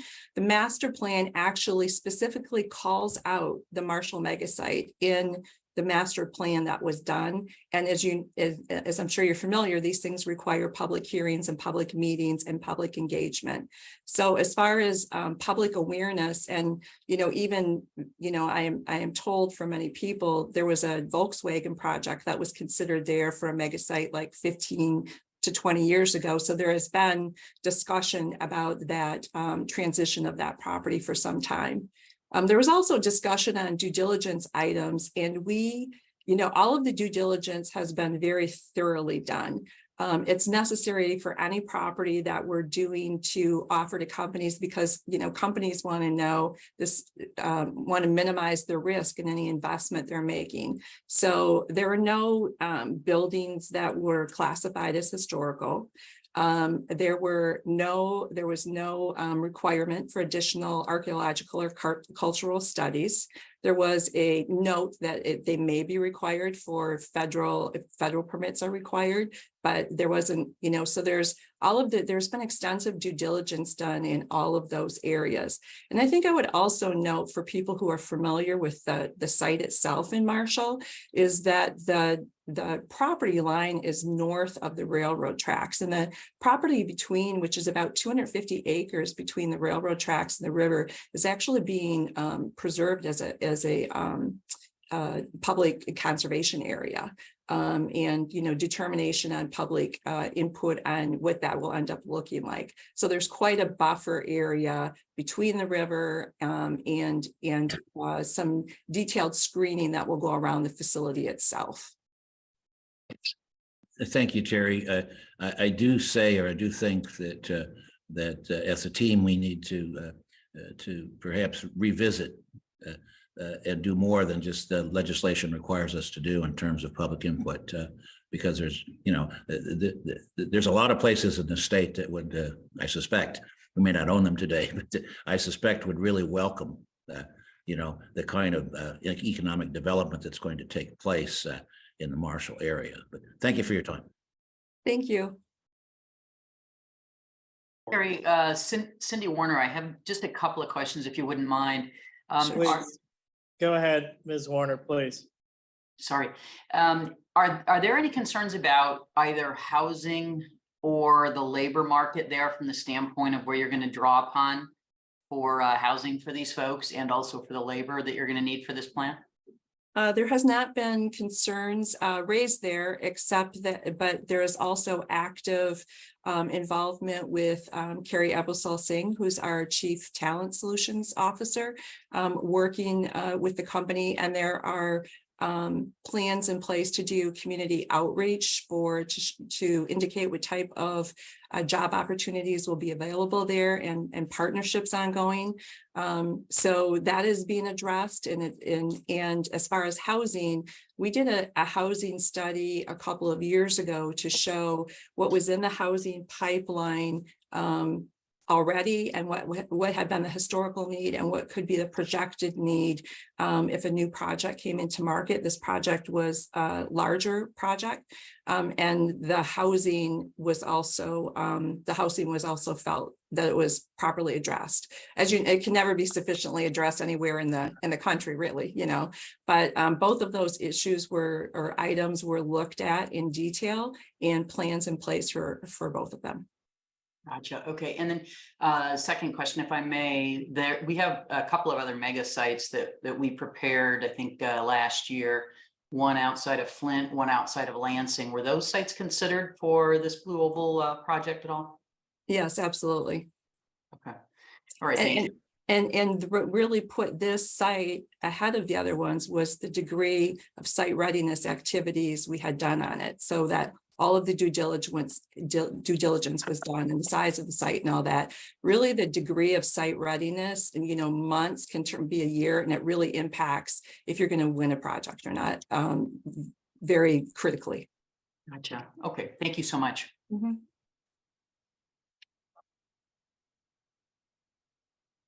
Sorry. Yes, Please. Brett Go ahead. Affolter Kane. Yes. Just a couple questions. It looks like, I have been in this space and not through NDA. I've heard about this site for years. But it sounds as though a lot of residents may not have. I assume, Terry, that there's documentation that shows each step of the master plan and community meetings and the like, correct? Correct. Correct. It might be useful to share that at some point. And second, there is a conservation easement, a set aside by Ford, correct? Yes, that's the acreage I was talking about, approximately 250 acres that is between the railroad tracks and the river. And finally, there's also the battery facility itself is going to be a fairly modern, clean factory, correct? Yes, yes. Okay, thank you. Mm-hmm. Other board questions? Hearing no more questions, Messer had made a motion. It was seconded by Cap to approve the Strategic Site Readiness Program performance-based grant requests. Caitlin, please conduct a roll call vote. Treasurer Folter Kane. Yes. Mr. Beebe. Yes. Director Corbin. Yes. Treasurer Eubanks. Yes. Mr. Gentilozzi. Yes. Mr. Hutcherson. Yes. Mr. Cap. Yes. Mr. Messer. Yes. Mr. Rothstein. Yes. Ms. Tellier. Yes. Ms. Warner. Yes. Thank you. Thank you, Caitlin. The motion passes and the recommendation is adopted. Thank you. We will now go back to the top of our agenda. Thank you to my fellow board members for indulging. We will now go to the Bogan Development LLC. That is on page 145. And that's the under develop attractive places. We will hear from Michelle Audet Bauman regarding a resolution to approve a Michigan Community Revitalization Program performance-based grant and an Act 381 work plan for Bogan Development LLC. I think I'm pronouncing that correctly. Michelle, please take it away. Thanks, Quentin. Oh, I'm sorry, Julius. Unfortunately, you guys are stuck with me as Michelle's on vacation this week, so I will be leading this presentation. So with me today, I have with me Jamari Bogan, who is the CEO of Bogan Development LLC, as well as Paul Thurringer from the City of Kalamazoo Economic Development Supervisor. Today, we are requesting approval for a $1,050,000 Michigan Community Revitalization Grant, as well as $159,578,000 in brownfield work plan state support. The proposed incentives will be utilized to redevelop a 1.44 1.43 acre site on the north side of downtown in the city of Kalamazoo into approximately 13 attainable housing units with rents targeted between 60 and 120% of area median income, as well as a 2,000 square foot childcare facility. In addition to the development that's being proposed and undertaken by Bogan Development, the city is proposing to provide investment in the adjacent public streets as well as sidewalks to enhance connectivity to the area.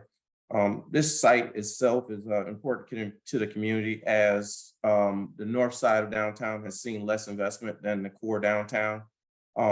It's also a high priority for the city of Kalamazoo, as can be seen by their investment.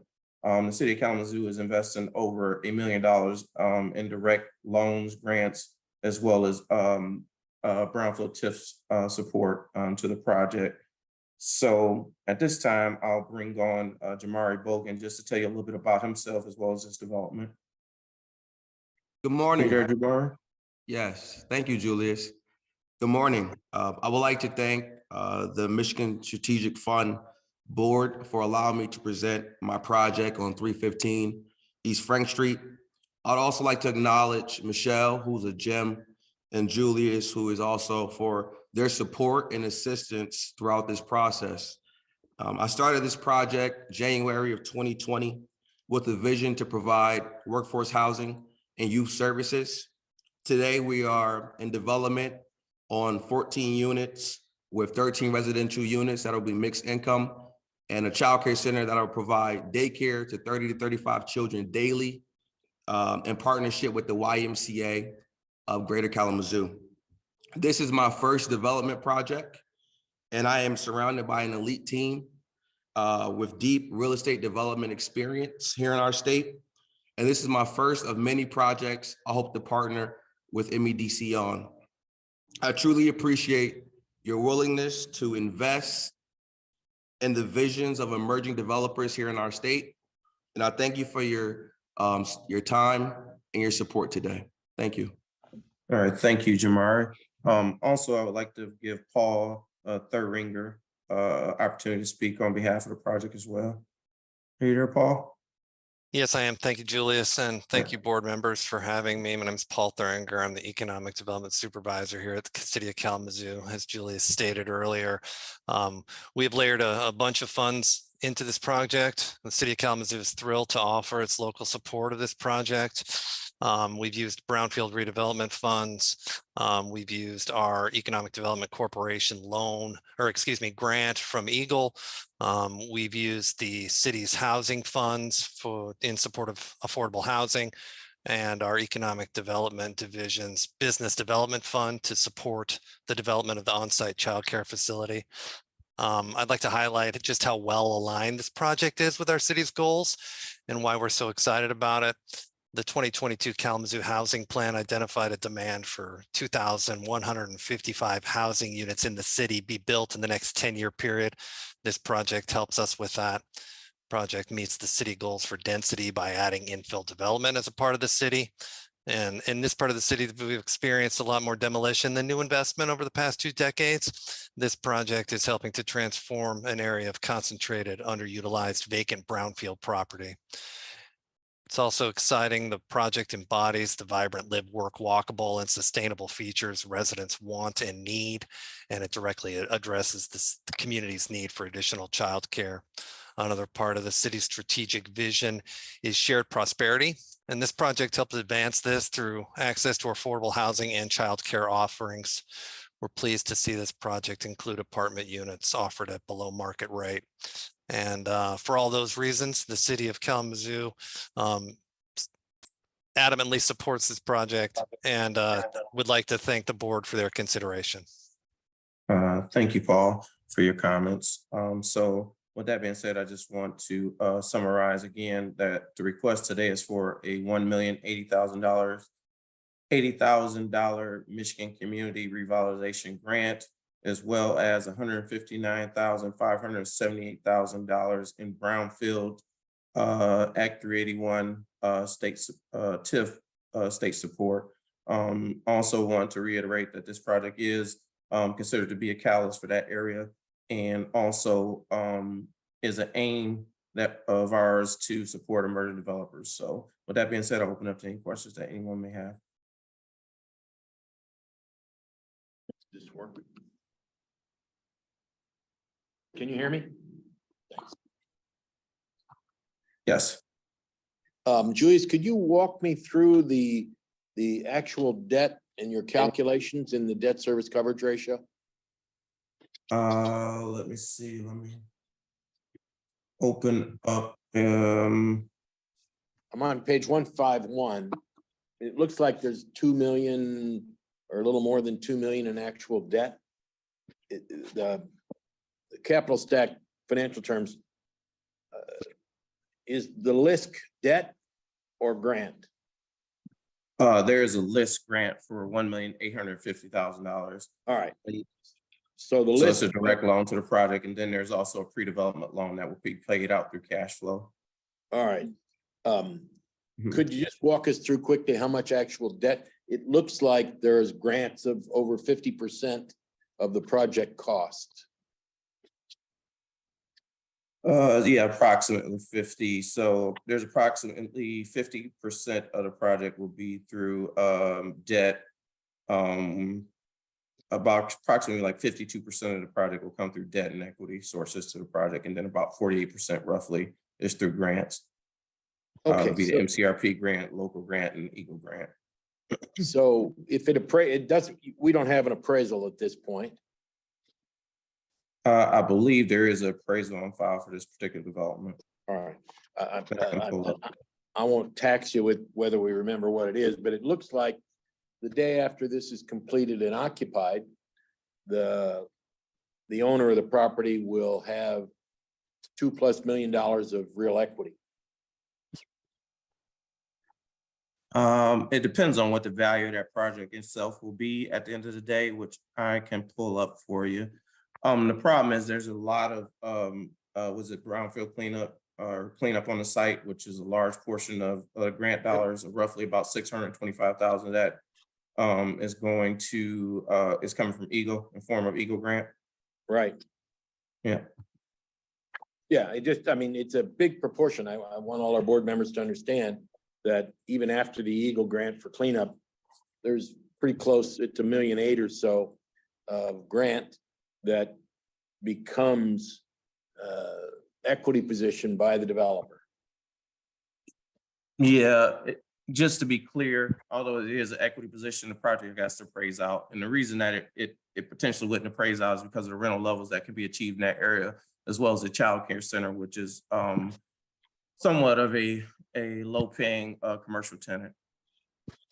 And so that's the reason for the need for the subsidy, as we're targeting not necessarily market rate development in this particular area, but rents that are between 60 and 120% of AMI, as well as at the child care center. So the lower rents, as well as the cleanup required on the site, are kind of driving the need for additional subsidy for the project. So although it shows as grants and a lot of equity that will be available upon completion, it really does not, lay out that way upon completion because of the factors that I just mentioned before. Julius, Ron Beebe has a question. I didn't get an answer. Oh, I'm sorry, Paul, you had something else? Well, you show the rents to be $224 a square foot. As I look at the tables for 60 to 120%, I don't see any rents above $180 a square foot. So well, you have to look the unit sizes. So when you start talking about rental rate targeted, it goes by a gross rent, not the rent per square foot. I did that. Yeah. And as I backed into the math, I see the $224 a square foot. I just wasn't sure how we make that work, even the gross rental for the size, for the square footage here, how it qualifies under workforce housing. If you'd like, I can pull up that documentation and send it to you. Perfect. All right. Meeting, Appreciate it. Thank you. Just a follow-on question. Thanks, Paul, for on the point. Julius, can you tell me how long the below market rate rents apply in projects like this? I get the idea that we want to provide low-income housing. I just wonder if that lasts for 10 years or 20 years or the life of the project, or when do the guaranteed below market rate rents end contractually? As far as the MEDC is concerned, there is no contractual obligations in terms of the rental rates that are required. I am not sure about the rental rate obligations from LISC. I believe there are some in place, but I can't speak directly to those. Can you? The city has made a requirement of 20 years. 20 years, Jamari? Yes. Thank you, Jamar. No problem. That to me, that makes a significant difference in the event. I mean, clearly there's a social need for this, right? But we need the social need to be, if we're going to invest in a social need, we need to know that there's going to be long-term return. And Julius, from our viewpoint, seems to me that we'd be interested in that also in future negotiations. It's definitely something we can take in consideration. Yeah, Ron, these have been taken away from us. This kind of grant was in our system, but it will now be under the purview of Michigan. That's right. So we need to get to MISTA and express the public's concern about the longevity of these contractual arrangements. Thanks, Paul. By the way, Mr. Chairman, I move adoption. We have a motion for adoption by Beebe, second by Messer to approve the request. Caitlin, we have two separate votes. I just said that. Do you want me to say it again? Or? Okay. So we have two separate votes. We have a motion to approve the Michigan Community Revitalization Program performance-based grant. Caitlin, please conduct a roll call vote. Dr. Fulter Kane. Yes. Mr. Beebe. Yes. Director Corbin. Yes. Treasurer Eubanks. Yes. Mr. Gentilozzi. Yes. Mr. Hutcherson. Yes. Mr. Cap. Yes. Mr. Messer. Yes. Mr. Rothstein. Yes. Ms. Tellier. Yes. Ms. Warner. Yes. Thank you. Thank you. That motion passes and the request is approved. We will go to the second vote to approve the Brownfield Act 381 work plan. A motion is needed for a roll call vote. Do we have such a motion? Hutcherson moves. Corbin supports. Hutchison moves. The support vote is by who? Corbin. By Director Corbin to approve the request. Caitlin, please conduct a roll call vote. Dr. Fulter Kane. Yes. Mr. Beebe. Yes. Director Corbin. Yes. Treasurer Eubanks. Yes. Mr. Gentilozzi. Yes. Mr. Hutcherson. Yes. Mr. Cap. Yes. Mr. Messer. Yes. Mr. Rothstein. Yes. Ms. Tellier. Yes. Ms. Warner. Yes. Thank you. Thank you, Caitlin. The motion passes and the recommendation is adopted. Congratulations. We look forward to hearing more about this project's progress. Board members, I'm sorry for jumping around, but we have a number of things that have come up. So I'm going to ask you, if you look to the item that was removed from the consent agenda and put on the regular agenda, the Uptown Reinvestment, the Michigan Community Revitalization Program Performance-Based Direct Loan Amendment on page 132 of your board meeting agenda. As we move to this agenda item, I will join Treasurer Eubanks and Director Corbin in recusing ourselves, and Mike Cap will take over as chair. Mike, take it away. Okay, thank you, Mr. Messer. We will now hear from Julius Edwards, Director of Commercial Real Estate Investment, regarding an amendment to the existing Michigan Community Revitalization Program Performance-Based Direct Loan Amendment for Uptown Reinvestment. Julius? Thank you. well, my apologies again, you guys are stuck with me one more time. So Uptown Reinvestment Corporation and HWD Harrison Inc. Was approved for a $1.5 million Michigan Community Revitalization Grant, as well as a $5.5 million performance-based direct loan at our February 28th, 2023 board meeting. Unfortunately, as part of that approval, there was a clerical error that was made on my part as it relates to the interest rate on the interest rate on the loan. It was listed in the board documentation as a 1% loan, and it should have been listed as a interest rate of 0.5%. All of the information from a financial standpoint was performed in accordance with the 0.5% interest rate, and so none of the information in regards to the memo is inaccurate, and it all relates to that 0.5% interest rate. So it was just all a clerical error on my part in entering information into the board memo. So at this time, I'm requesting support to amend our prior approval and reduce that interest rate on the loan from 1% to 0.5 or 0.5% interest. So at this time, I'll open it up to any questions that anyone may have. Thank you, Julius. Are there any questions from board members? Ron Beebe has two questions. Yes. Mr. Beebe? Yeah, thank you. I'd like to understand why the state treasurer and the chairman had to recuse himself from this. That's the first question, Julius. I am not aware of the circumstances surrounding their recusal. Mr. Cap, are you aware? Mr. Beebe, this is John Stuckey with the Attorney General's office. It was at the request of our office. Abundance of caution at this point on an issue. We're still working on why we asked them to recuse themselves. Okay. The second question, Julius, is with the rest of the world paying 6.5% now, why is it important to go from 1% to 0.5%? As part of this transaction, it's targeted at what we call workforce housing rental rates, as well as the large portion of the project that will be supported by the YMCA, which they have a significant investment in, but it's not necessarily generating a large rental rate. They invested, in lieu of paying a higher rental rate, they invested $10 million of their own money into the project in order to get it to move forward. And although it doesn't sound like a lot, 0.5% interest on $5.5 million, this is a very tight transaction.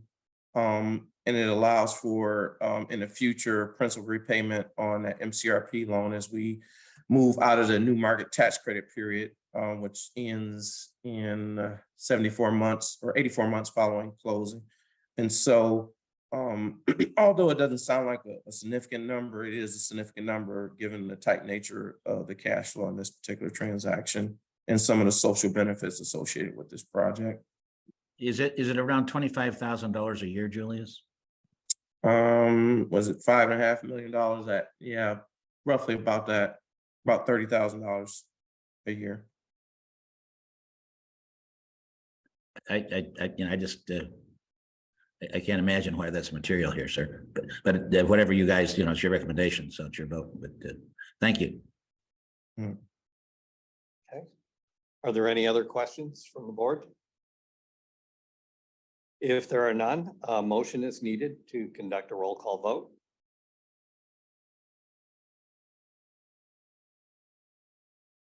Cap so moves. Do we have a second? Warner seconds. A motion is made by Cap and supported by Warner to approve the recommendation. Caitlin, could you please call the roll? Dr. Fulter Kane, Yes. Mr. Beebe, I'm going to abstain. Mr. Gentilozzi, I abstain.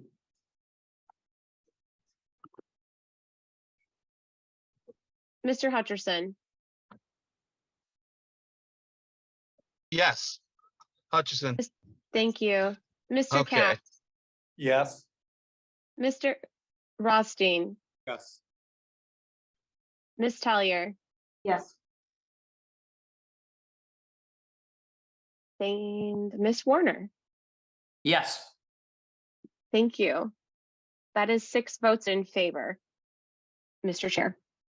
Okay, and the motion passes. And I think we're calling the other board members back. I'll turn things back over to Mr. Messer. All right, thanks for everyone's support. Thank you, Mr. Cap. We will now go to McClellan Realty LLC. That is on page 161 of your materials, and we'll hear from, is it Lindsay? Yeah. We'll hear from Lindsay Miller, Community Development Manager, regarding a resolution to approve a Michigan Community Revitalization Program performance-based grant for McClellan Realty LLC. Lindsay, take it away. Thank you, Quentin, and good afternoon, Michigan Strategic Fund Board members. My name is Jen Tucker, filling in for Lindsay today, Community Development Manager for the UP. This afternoon, I'm happy to present the McClellan Realty LLC project in the city of Sault Ste. Marie. With me today are a variety of folks. Get ready for this. We've got the property owner and developer, Carol McClellan and John Medrick, city manager, Brian Chapman, consultant, Justin Nepper, and Clark construction team, including Craig Froggett, Fred Gagne, Austin Nair, and Jarrett McQuinn. All of us will be available to answer any questions that you might have at the end of the presentation today. The McClellan Realty LLC project will rehabilitate a building downtown Sault Ste. Marie, creating 9 market rate residential units from a vacant historic building, activating over 14,000 square feet and assisting with the housing shortage in the downtown. Rental rates are expected to be for households making between 100 and 120% of the area median income for Chippewa County. The request before you today is approval of a Michigan Community Revitalization Program grant in the amount of up to $1.5 million to fill a financial gap in the project sources of funds. The total project cost is $5,750,164, and the capital stack includes senior debt of $1.98 million, which is 34% of the total project cost, owner equity of over $1.2 million, 22% of the project cost, and an EGLE grant of $1 million, as well as local brownfield tax increment financing plan reimbursement of $51,931. The project here is located in downtown Sault Ste. Marie on the western end of Portage Avenue, directly across from the second entrance to the Sulaks Park. It's been a priority for rehabilitation for the local community. The building is currently vacant and has been for decades, except for a handful of small retail shops that have been on and off using the first floor space on a more seasonal basis. The building contributes to the local historic district and was originally built as a 2-story industrial laundry facility, serving folks on freighters passing by. The cost to redevelop the functionally obsolete and historic building into new housing units are substantial due to the current condition of the building and the remediation of environmental contaminants, as well as the major systems that need to be added or upgraded to account for modern, vibrant residential space. Market rates in downtown Sault Ste. Marie and the resulting revenues are not high enough to support the high costs and corresponding debt essential to activate the downtown building. So without support from the MCRP program, the project's ability to create housing units and activate a functionally obsolete historic property wouldn't be feasible financially. The project meets our goals at MEDC and our strategic plan by developing attractive places and utilizing underutilized property, increasing density in the downtown, and focus on creating housing to support talent retention and the reuse of a historic building. The project's also located in a geographically disadvantaged area. The project is a very high priority for the community because it will add needed housing to the downtown district and will activate the historic building. The Sault Ste. Marie Brownfield Redevelopment Authority received the EGLE grant for $1 million to assist with remediation of contamination on site due to its former use as that laundry facility I mentioned. The city approved the local Brownfield tax increment financing plan valued at $51,931 that will be reimbursed over the course of 7 years based on taxable value increases after a result of this private investment. The city of Sault Ste. Marie continues to focus on development as a select level Main Street community and through engagement in the Redevelopment Ready Communities program. That said, I want to turn things over to City Manager Brian Chapman to speak about the importance of the project moving forward in the Sioux. Thank you, board, for allowing me a couple minutes to speak about this project. This particular project is incredibly important to our downtown area in the city. Not only is it rehabilitating a historic building in our historic downtown, but it's accomplishing a need with our housing demand in the city.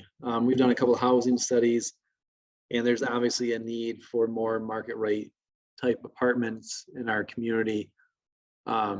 Without the support from the MSF board, we don't believe this project would be able to accomplish what they're trying to. It's a great project. Like I said, it hits a lot of our high notes within our master plan, our downtown revitalization plans. And it's just great to see an older historic building be remodeled and rehabilitated and not fall to deterioration and eventually have to be raised. So we thank you for your support, and we look forward to this project moving forward. Thanks so much, Brian, for joining us today.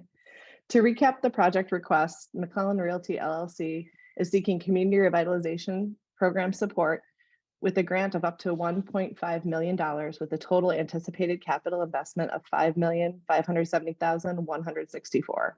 We're happy to answer any questions that you might have at this time. Thank you so much for that. Board members, are there any questions? If no questions, a motion is needed to conduct a roll call vote. Do we have such a motion? Affolter Kane so moves. We have a motion by Affolter Kane. We have a second by Messer to approve the Michigan Community Revitalization Program Performance-Based Grant. Caitlin, please conduct a roll call vote. Dr. Fulter Kane, Yes. Mr. Beebe, Yes.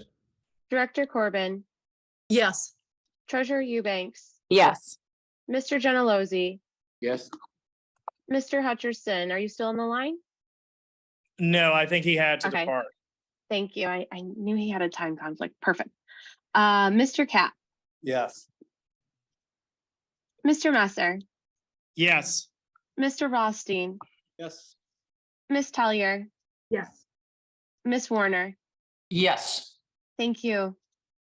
Thank you, Caitlin. The motion passes and the recommendation is adopted. Thank you so much, and we look forward to seeing it come to fruition. Next, we'll move to Albion Reinvestment Corporation. We had already a positive public comment from that. There are two votes. Julius Edwards will be coming back to present on a resolution to approve a Michigan Community Revitalization Program performance-based grant, a Michigan Community Revitalization performance-based direct loan, and a Brownfield Act 381 work plan to the Albion Reinvestment Corporation. And this is on page 173 of the printed materials. Julius, please take it away. Thank you, Quentin, and thank you to the board for consideration. Today before us, we had an Albion Reinvestment Corp. And OZ Phase 1 LLC request. With me as part of this presentation, I have a pretty large group for such a large undertaking for the city of Albion. So with me, I have Dr. Sam Shaheen, who is the president of Albion Reinvestment Corporation, as well as Haley Snyder, the city manager for the city of Albion, Ian Arnold, the planning director for the city of Albion, Joe Calvaruso, who's the president of Albion College. Today, we're looking at a project that is the first phase of a larger overall development in the city of Albion that will convert or redevelop 9 historic buildings into approximately 20 residential units and over 10,000 square feet of commercial space. Essentially, upon completion, this project will redevelop an entire city block in downtown Albion. And although this is not considered under our transformational program, I consider this project to be transformational for the city of Albion. This project has strong support locally, as can be seen by the level of investment. Approximately 42% of the project will be covered by equity investment from this Albion College as well as Albion Reinvestment Corporation. So today we're requesting a $1.5 million MCRP grant as well as a $2,380,000 MCRP direct loan. And lastly, we're requesting support for Brownfield Act 381 work plan support of $806,580,000 of state capture. So at this time, I'll hand it over to Sam Shaheen or Dr. Sam Shaheen so that he can give a little background on the project as well as his involvement in the project itself. Thank you, Julius. Appreciate it. And good afternoon, everyone. Good afternoon to the board. And I want to thank the MEDC leadership and the entire staff. As you may not understand from the narrative, we've been working on this in concept for over 10 years and almost 12 years from inception. Some of you know me from my time spent working with the MEDC over the last 25 years as a part of SSP Associates that does business as Shaheen Development. We've been revitalizing and working to revitalize some of Michigan's most difficult to revitalize communities, really because of the deindustrialization and the loss of manufacturing jobs in the Tri-Cities and Saginaw, but Albion is no exception. And I think that our passion for redeveloping difficult to redevelop communities was tested in Albion, as this is probably, I think for sure, the most difficult project that we've put together to date. The reason for that is it's one of Michigan's smallest cities and had a significant dependence on manufacturing. With a stakeholder like Albion College, really the largest remaining employer, the redevelopment of this community is necessary and appropriate. I think if I could say one word about the importance of the project, it would be that it not only is helpful to redeveloping residential stock and supporting a downtown, a very iconic downtown that is at this time almost 3/4 empty, but it also dovetails into the project that we talked about earlier with the new Ford battery plant that's approximately 16 minutes away and can help to not only serve for additional housing, but the economic vitality of the surrounding neighborhoods could also be positively impacted by that MSF investment. This project is being done on behalf of Albion Reinvestment Corporation. It's a 501c3, and I'm acting as the president. 100% of my work has been as a volunteer, which is thousands of hours and significant foundational support and financial contribution to the charity. The purpose for that is that Albion, as I mentioned, is a small city. It really is undercapitalized and under-resourced as it relates to economic development. You heard from Virgie earlier, who's doing a wonderful job at the EDC, but there's really no example of a Maida or a Saginaw Future or Midland Tomorrow in Albion. And so Albion Reinvestment Corporation is attempting to serve that role, and I think it's serving it well. And a key element of this is creating the sustainability of this not-for-profit, this 501c3, because this is the 3-phase project, and we hope that through the completion of phase 1, that we will then have created a sustainable economic development entity that can continue to do phase 2 and phase 3 with partnership or in partnership with the MEDC. So I hope that you'll all find this to be worthy of your support. I believe that it is, in my over 25 years of doing economic development in the state of Michigan and significant philanthropic support of many not-for-profits throughout the state. So with that, I'll turn it back over to Julius. Thank you, Dr. Shaheen. So at this time, I would ask Haley Snyder to provide any comments that she may have on behalf of the city of Albion. Thank you, Julius. Good afternoon, everyone. My name is Haley Snyder, Albion City Manager. First and foremost, thank you all for your time and consideration of this exciting opportunity for the city of Albion. The Big Albion Plan has been in the works for a long time and will rehabilitate an area of our downtown that desperately needs restoration. The proposed project will further enhance the revitalization efforts in Albion's downtown by generating much needed housing options and new commercial spaces for entrepreneurs and small businesses, which is a goal and priority of the city. Local support for the project is provided through brownfield and OPRA tax abatements. With the recent announcement of the Blue Oval battery plant coming to our neighboring community, the Big Albion Plan will support and strengthen the exciting regional economic development efforts underway in Calhoun County. I want to thank the stakeholders who have invested in this project, members from the MEDC that have supported this vision and see value in restoring our downtown. And again, thank you for your consideration. Thank you, Haley.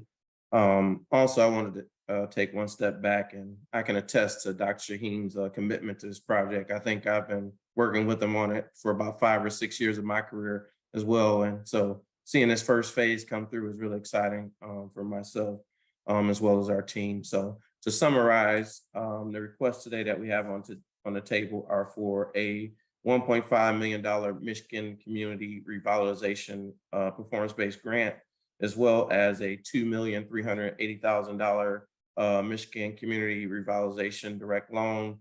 And finally, a request for support for Brownfield Act 381 work plan support at the level of $806,000, $580,000 in state capture. So at this time, I'll open up to any questions that anyone may have. Thank you, Julius, and thank you to Team Albion Reinvestment Corporation. Board members, any questions? Hearing no questions, we will conduct 2 separate votes. For the first vote, we will vote to approve the Michigan Community Revitalization Program performance-based grant and direct loan award request. Do we have a motion? BB so moves. We have BB. Kane seconds. We have a motion by BB, a second by Al Fulcher Kane to approve the request. Caitlin, please conduct a roll call vote. Dr. Fulcher Kane, Yes. Mr. Beebe, Yes. Director Corbin, Yes. Treasurer Eubanks, Yes. Mr. Gentilozzi, Yes. Mr. Cap, Yes. Mr. Messer, Yes. Mr. Wastine, Yes. Ms. Tellier, Yes. Ms. Warner. Yes. Thank you. Thank you, Caitlin. The motion passes and the recommendation is adopted. The second vote is to approve the Brownfield Act 381 work plan. A motion is needed to conduct a roll call vote. Do we have such a motion? Gentilozzi moves. Gentilozzi moves. We have a second by Messer to approve the request. Caitlin, please conduct a roll call vote. Dr. Fulcher Kane, Yes. Mr. Beebe, Yes. Director Corbin, Yes. Treasurer Eubanks, Yes. Mr. Gentilozzi, Yes. Mr. Cap, Yes. Mr. Messer, Yes. Mr. Rothstein, Yes. Ms. Tellier, Yes. Ms. Warner. Yes. Thank you. Thank you, Caitlin. The motion passes and the recommendation is adopted. We will next move to a delegation of authority. We will now welcome back Val Hoy, Michigan Strategic Fund Manager, to present a resolution to approve delegation of authority to the Deputy Historic Preservation Officer.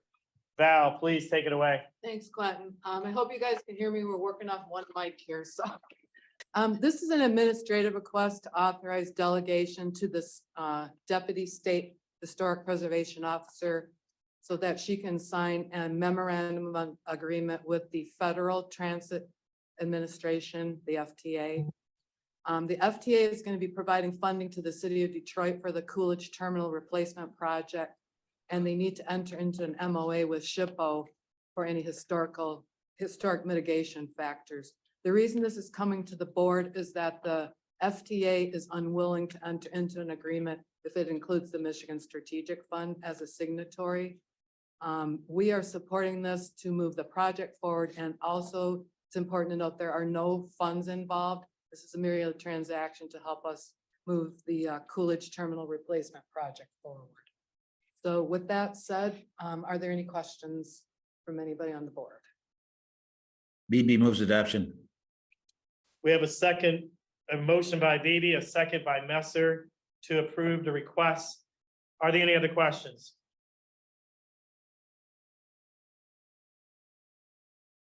Caitlin, please conduct a roll call vote. Director Fulter King, Yes. thank you. Mr. Beebe, Yes. Director Corbin, Yes. Treasurer Eubanks, Yes. Mr. Gentilozzi, Yes. Mr. Cap, Yes. Mr. Messer, Yes. Mr. Rothstein, Yes.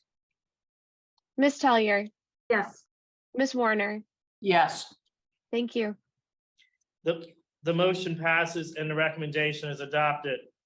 Next on our agenda, and we are grateful for their patience, BorgWarner. We'll now welcome Jeremy Webb back to present on a resolution to approve a Michigan Business Development Program grant for BorgWarner. Jeremy, please take it away. Yes, thank you, Mr. Chairman. Good afternoon, everybody. Board members, you're stuck with me once again for the last time today. Sarah's on vacation. With me is Bill Craigle. And Bill, I really hope I pronounced your name correctly. VP of Government Affairs with BorgWarner.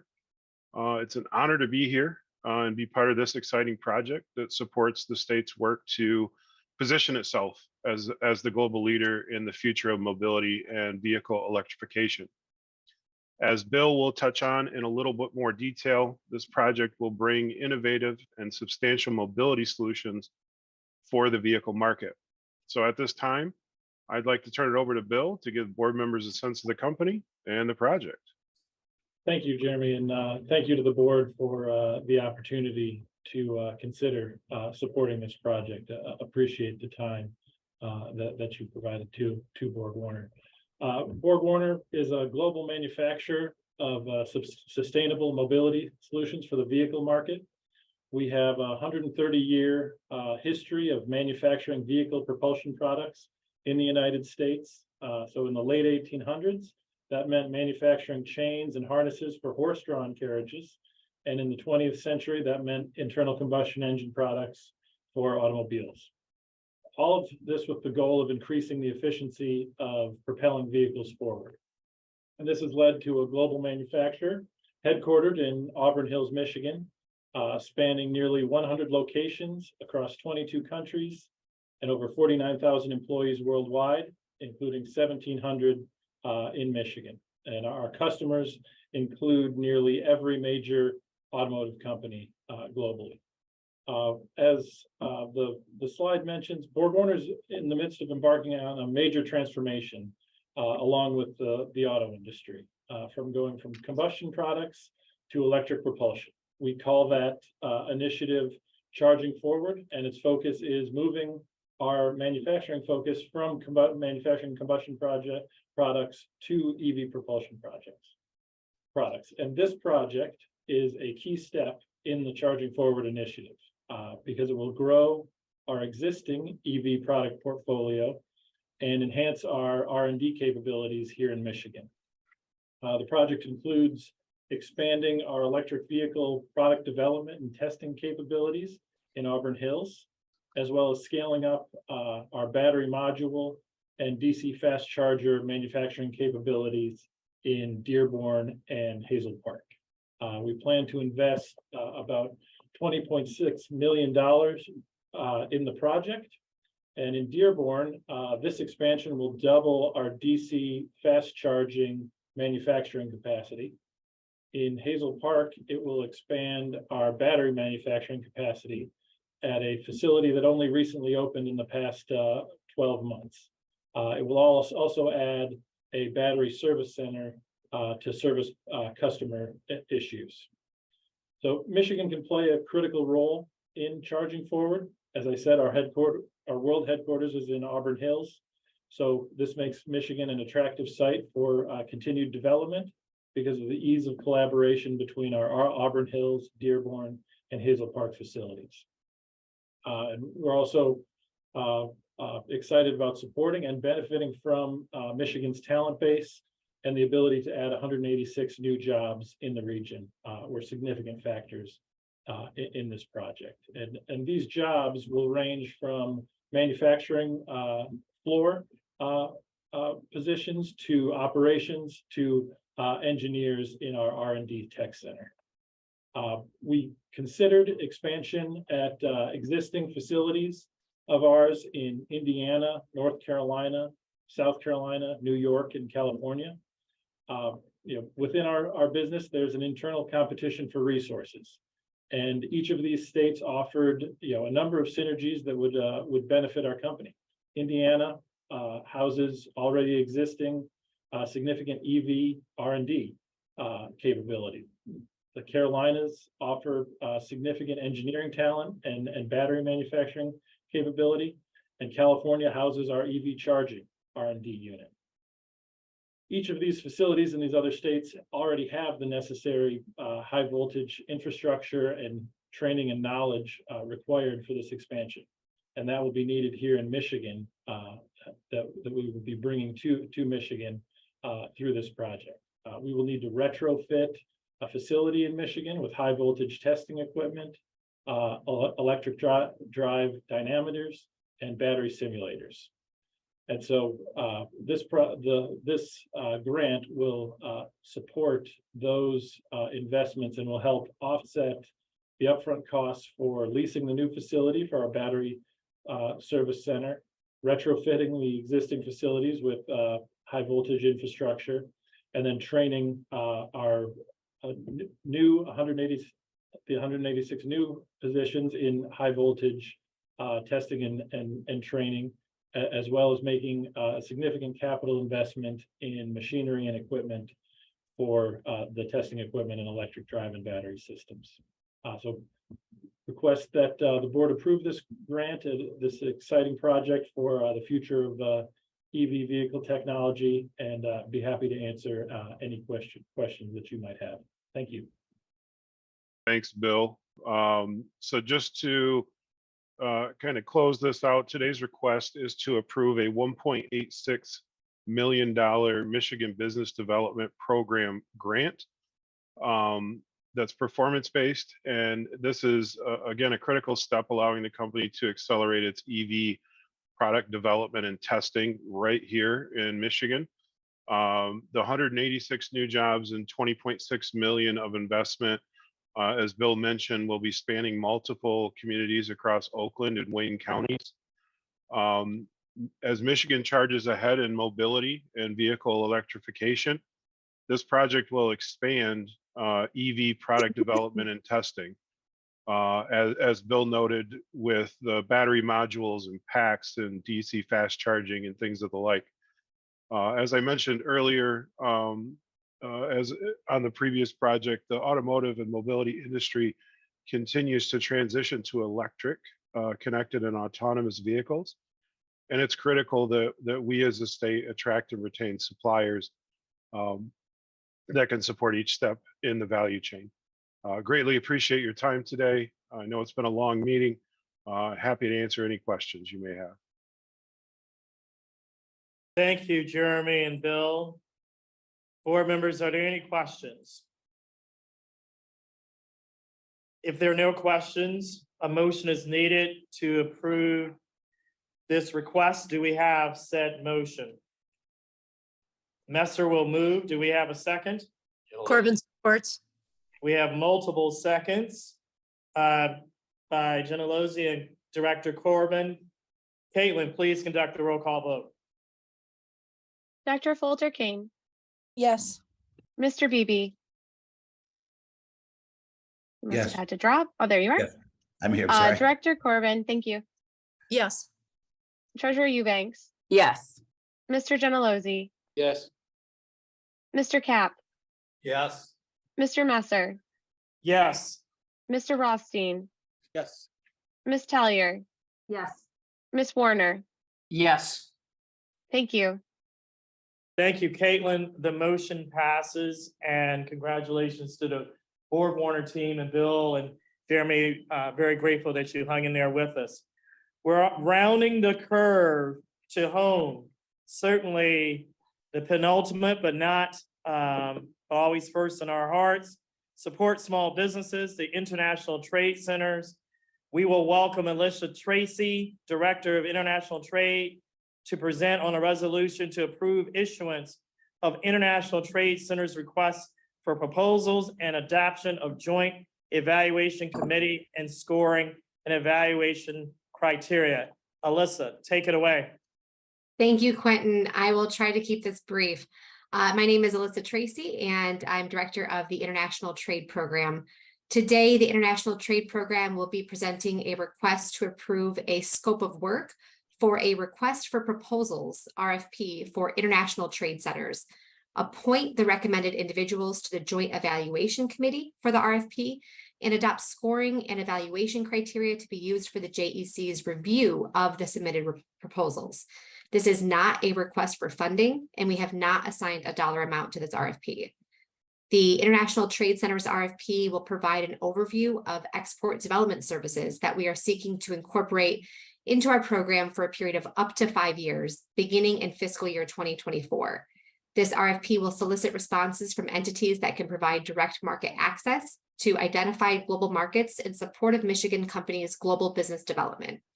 We intend to release the RFP within 1 week of MSF board approval for public review, with responses due May 5th. The scope of work includes an expansive list of services that have been successfully utilized in past years by international trade clients. The scoring and evaluation criteria mirror similar RFPs released by MEDC and support the fair and objective evaluation of proposals from new and existing partners to provide critical services to international trade clients. Our current 5-year contract with our existing International Trade Center contractor is set to expire at the end of this fiscal year. In order to provide sufficient time for review of responses and contract development for FY24, we are seeking to release the RFP upon MSF board approval in order to provide continuity of service delivery to Michigan exporters. Usage of our current international trade centers is high, with more than 1,000 projects delivered to Michigan companies within the past 5 years.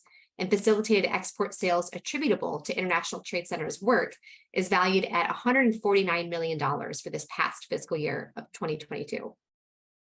Services included under the scope of work in this RFP include a range of services aimed at increasing export readiness for new exporters and developing further export capacity for experienced exporters. New exporters in particular may benefit from the customized market research and market competitiveness analysis, whereas more experienced exporters may utilize services like B2B matchmaking to identify new agents, distributors, or end users to expand sales into a global market. We're aiming to be as flexible as possible in considering new avenues for export support. In summary, we're looking for the MSF board's approval for our program to release the International Trade Centers RFP for public responses in order for us to evaluate opportunities from new and existing partners to support Michigan exporters. Thank you so much for your time, and I'd be happy to answer any questions related to this request. Thank you so much, Alyssa. Board members, questions or comments? Mr. Beebe, moves adoption. We have a motion by Beebe. We have a second by Messer to approve the request. Caitlin, please conduct a roll call vote.